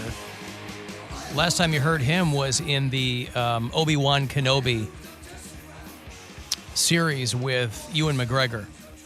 There's a lot of Darth Vader in that. That's who does his voice. I couldn't remember. Mark Hamill. But he said it's cool for them to use AI to recreate his voice as a younger man.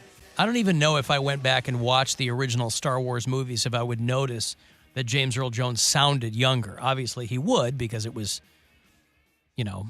50 plus years ago. But he was initially paid $7,000 to voice Darth Vader in 1977. Dang. But he's an old man now, and he doesn't do too much anymore. And he told Lucasfilm that he was planning on winding it down. And they talked to him about using old clips in AI capacity. And he said, yeah. So they use archival recordings. Again, I don't know. I'm sure they're paying him well for that, too. I would imagine so. Yeah, he got $7,000 initially. He probably got at least $7,000 more. And he already did the work. You're getting paid twice for the same job? That's pretty sweet. It's a good day. That is pretty sweet. A little cost of living increase. They give him $7,300. There you go. And he'll be okay.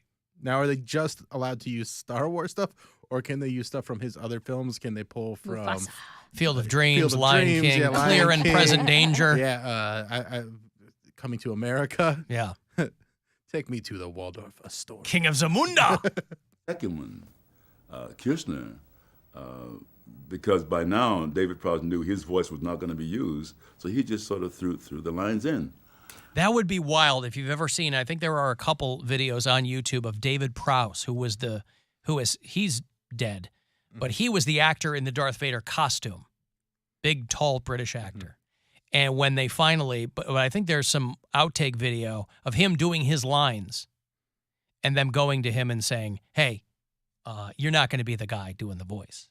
We're going to have another guy doing a voice." He's probably, "I'm Darth Vader," or whatever he sounded like. In the first film, I don't think he knew that until almost the end of filming. Right. Yeah. And then they told him last minute. Yeah. Hey, what do you think, boys? Sounds good. We're going to use James Earl Jones. Bye. Great job. No one's ever going to hear your voice. And Kirshner gave me a soundtrack with him doing the voice of Darth Vader. Kirshner's voice is like this, and I'm imitating him badly. But it was scary as hell. Kirshner was scarier than I could ever be. I remember the second, when George had a chance to counsel me, he said, "We don't know what we did right, so let's just try what we did." And naturally, I wanted to make Darth Vader more interesting, more subtle, more psychologically oriented, and so he said, "No. What we're finding out is you got to keep his voice on a very narrow band of inflection." Can you imagine if he had gotten to act as Darth Vader?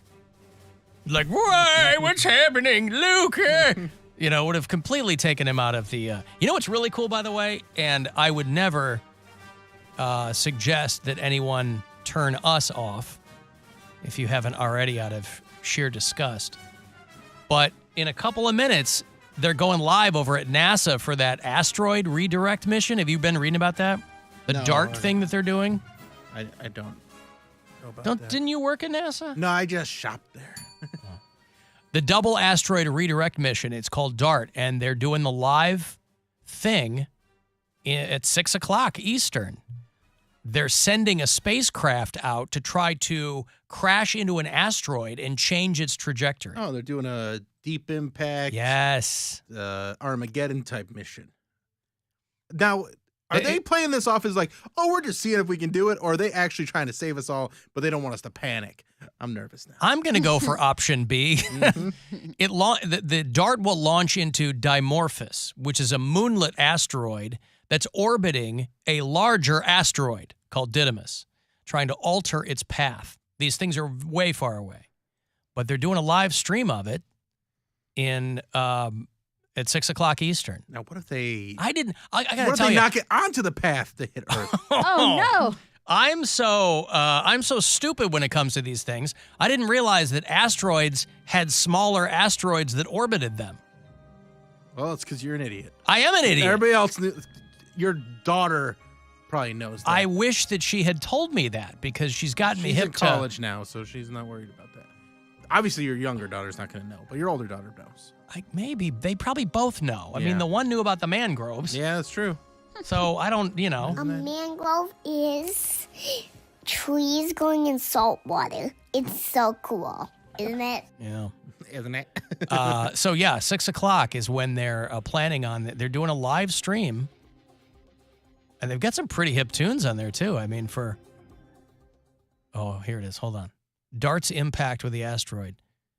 Can you imagine if it misses and then they have to go on national television or, globally tell people, hey, we didn't want to get you guys, like you said, we didn't want to get y'all worked up, but we missed.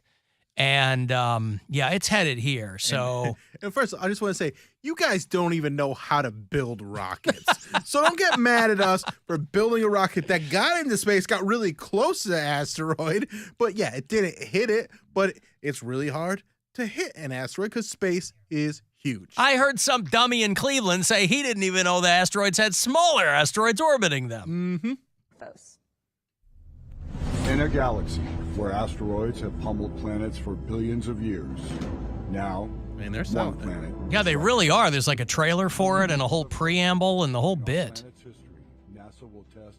You want to see any of this, or do you? Yeah, pull it up. care? I would love to see this. Planetary defense method of its kind. If you're watching the live stream, you'll see the NASA's NASA live stream double here. asteroid redirection test will intentionally I also ram say itself the into an David asteroid Kushner voice. and alter its orbit. The what? The guy that did Vader that played him. Yeah. I'll send you the James audio. Earl Jones? No, the other guy. Oh, David Prowse. Yeah, Prowse. the Oh, actor. Prowse, Yeah. Defend planet Earth against potential future impacts. The test to protect the future of our planet. They couldn't get a more dynamic voiceover guy. Who is this? Well, One of the engineers? Yeah, so here's our double asteroid the voiceover redirection guy. test. Hey. We got COVID. What? You guys. Welcome, and thank you for joining us from Johns Hopkins Applied Physics Laboratory. Who's this Home foxy? to the DART Mission Operations Center. Wow. I'm your host, Tahira Allen with NASA Communications. She's like a PR person. Tahira Allen. Of the DART spacecraft and its planned collision with asteroid Dimorphos. The double asteroid. Hey, Tahira, we're going to need you to sit at the desk in a bright red jacket with a NASA pin on and tell everybody we're going to shoot this thing out. This live DART cam is pretty interesting. It's just focused on the vastness of space. Yeah. Well, that's why they've got Tahira Allen front and center. She's the to eye look at, candy. yeah. Oh, there it is.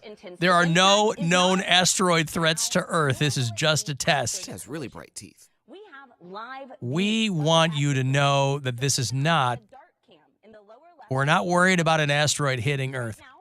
That's another, we were talking about clickbait earlier in the show. There's a lot of asteroid clickbait. Because they're like, so much of this asteroid is going to come close to Earth, but in astronomy terms, close to Earth is 2 million miles away. Mm-hmm.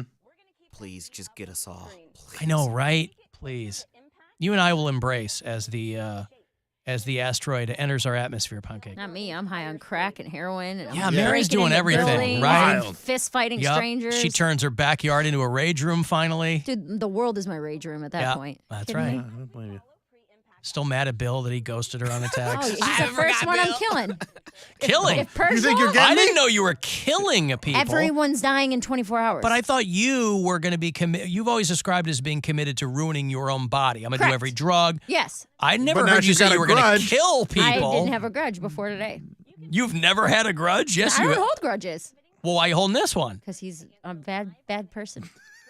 This is the grudge you decide to hold? the one. Mr. Rage Room over Yes. here. Wow. On social media. I should have taken you to the rage room. You got a lot of unresolved Holy Pent crap. up here. anger. Well, anyway, I'm gonna take it off to hear Alan here because who knows how many people they're going to be talking to. But voice of Darth Vader. Okay, so this is David Prowse in the costume, just doing the lines. Right. I wonder how much they tell her to use her hands when she speaks. Or just looking at her boobs anyway. Voice for Darth Vader was another challenge. And action! Lucas had never intended to use the on-set vocal performance of David Prowse. Start tearing this ship apart piece by piece until you find those tapes. Find the passengers of this vessel. I want them alive. I can still hear David Prowse's accent in the Darth Vader mask muffled because he would do the real dialogue. He's trying to curse Carrie Fisher or something. I don't know what you're talking about. I'm a member of the Imperial Senate on a diplomatic... You are part of the Rebel Alliance and a traitor. Take her away. They would never use that voice. Yeah. There was no way he could have thought. I mean, he wasn't a voice actor. No. He was an actor. Which is not nearly as powerful as... It is Darth wild Vader. if you think about an James Earl alternate Jones. universe in which Star Wars was regarded, and I know by some people it was, but it was still a global phenomenon. But there is an alternate universe in which Star Wars was accurately received, which is a ridiculous movie. A silly, very poorly written, ridiculous movie. Mark Hamill's not a good actor. George Lucas cannot write his way out of a wet paper bag. But Well, yeah, it would rip. it was the right thing at the right time. And we all grew up loving it. Those of us who saw it in the theater from the jump. But on its own, as much crap as they give the sequels, that original Star Wars is not a good movie. People people have a lot of nostalgia for it. We've talked a lot about movies that aren't that great, but people have nostalgia for them. Star Wars is one of those movies. I saw it when I was 6. I'm like, this is amazing. As an adult, you go, oh, the movie's great because you loved it when you were a kid. But it's not a good movie. So that's why... It's a fun movie. I've never seen it. It takes place in space. Never heard of it. Among the Stars. Mm-hmm. It launched 1 billion ripoffs that were equally as bad. In space? Yeah. Am I saying that right? Space? Space. Dr. Spaceman. Where is it? Dr. Leo Spaceman. James Earl Jones, who was paid $7,000 to initially voice Darth Vader, is worth $40 million today. Because, I mean, he's... Man, he's almost up to those bad baby numbers. Behad Behaby and James Earl Jones. He's 91 years old. He's the pride of Arca Butler, Mississippi. Oh, yeah? Yeah! What up, Arca Butler? Yeah, so, I mean, he's got to be the most famous person to come out of Arca Butler, Mississippi, right? Right there on Arca Butler Lake. I don't know if we have any bureau chiefs down there, but it's closer to Memphis than to Jackson. It's like right near the Tennessee border. That's where Memphis is, right? Tennessee. Am I saying that properly? Space. Tennessee. Oh, space. Space, Tennessee. I hate tennis. That's for 4 people in the audience. If Alan ever played fun video games like Asteroids, he would know they come in big, small, and smaller. No, of course, I grew up playing Asteroids. I didn't know that a smaller one orbited a larger one. Yeah, I didn't see that That has to happening. have its own gravitational pull. I guess I didn't think that far into it. I don't know. But the notion of them shooting this dart at the asteroid and sending it off course, because they need to know if they can do this for when we do have an asteroid that is, see, they're still talking to this dude. Right. They're not even shooting. Shoot me the dart. Let's get the. I mean, it hits when it hits. You know, they just back time their commentary, but it's just a bunch of nerds talking now. At Johns Hopkins EPL. Gentlemen, thanks so much for being here. Thank you. Thomas, I'll start with you. The mission. You better throw it to the asteroid. Intense journey, years in the making. Nope. All right, asteroid, back to you. Nope, nothing yet. All right. They're in his ear like, you're going to have to vamp. Hurry. Honestly, yeah, it's like all live television. You got to stretch. If they hasn't hit the asteroid yet. If they want to get the funding back and really start making NASA a priority again, you say that this is headed towards Earth and that it was successful. Now it's... You lie. Oh, yeah. Get that money. Yeah. You lie about it. Yeah, of course. What's that smell? It's 8 billion people collectively crapping their pants all at once. But then NASA, who you guys were all like, oh, why are we wasting all this money on space? So that you don't die. No, because they're going to say that. They're going to release that an asteroid is headed toward Earth in 48 hours. I'm going to destroy my life. And they're going to be like, we saved it. And then now I'm addicted to crack. Well, that and could Bill's happen dead. too. Bill's dead. This is going to happen anyway. You're probably going to end up crack-filled getting rage. addicted to crack at some point. If John Mulaney has a relapse like that, you can definitely, I mean, and look, it's a great new hour, so. You're going to get hooked on that veterinary tranquilizer. Yeah, they can show us this, but we're not really going to know what we see because they're trying to alter the path of the smaller one around the larger one. And they say, well, just how much the orbit changes, we won't know for years. Oh, pretty cool.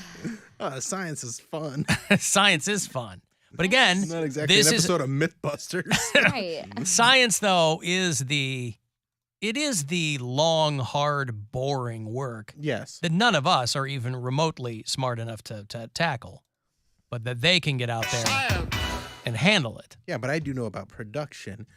We know how to put on a show, and that's where NASA needs some help. The production values are awful. Yeah. I mean, they were smart enough to get some hot girl to tell you about it, but who knows what else is going on over there. But they don't have anybody doing a version like us. Like you get some models and be like, this is what we're hoping is going to happen. Yeah, you have one girl dressed up like the big asteroid. Right. You have another girl dressed up like a little asteroid, and then you have a third girl dressed up as the dart, and you bang them all into each other. Right. Here you go, guys. Close. Yeah, that's what it is. Right. It's for science. That's how you get people interested. Mm-hmm. Oh, they've got a counter. Impact in 1 minute, 4 seconds. Wait, is there a live video of this? Yes, I'm looking right at it. Come on. Well, we got to go to break. Oh, not minute. 1 hour, 3 minutes? No, what? Jeez. We're not. Oh, so the coverage starts at 6. They got me again. Alan, they got It's me. like It's like when they say, "Oh, the Super Bowl starts at 12:30 in the afternoon." You're like, "No, that's a pregame." That's just Terry Bradshaw telling everybody old stories. Science is a liar sometimes. This is the Alan Cox Show. Everywhere on our free iHeart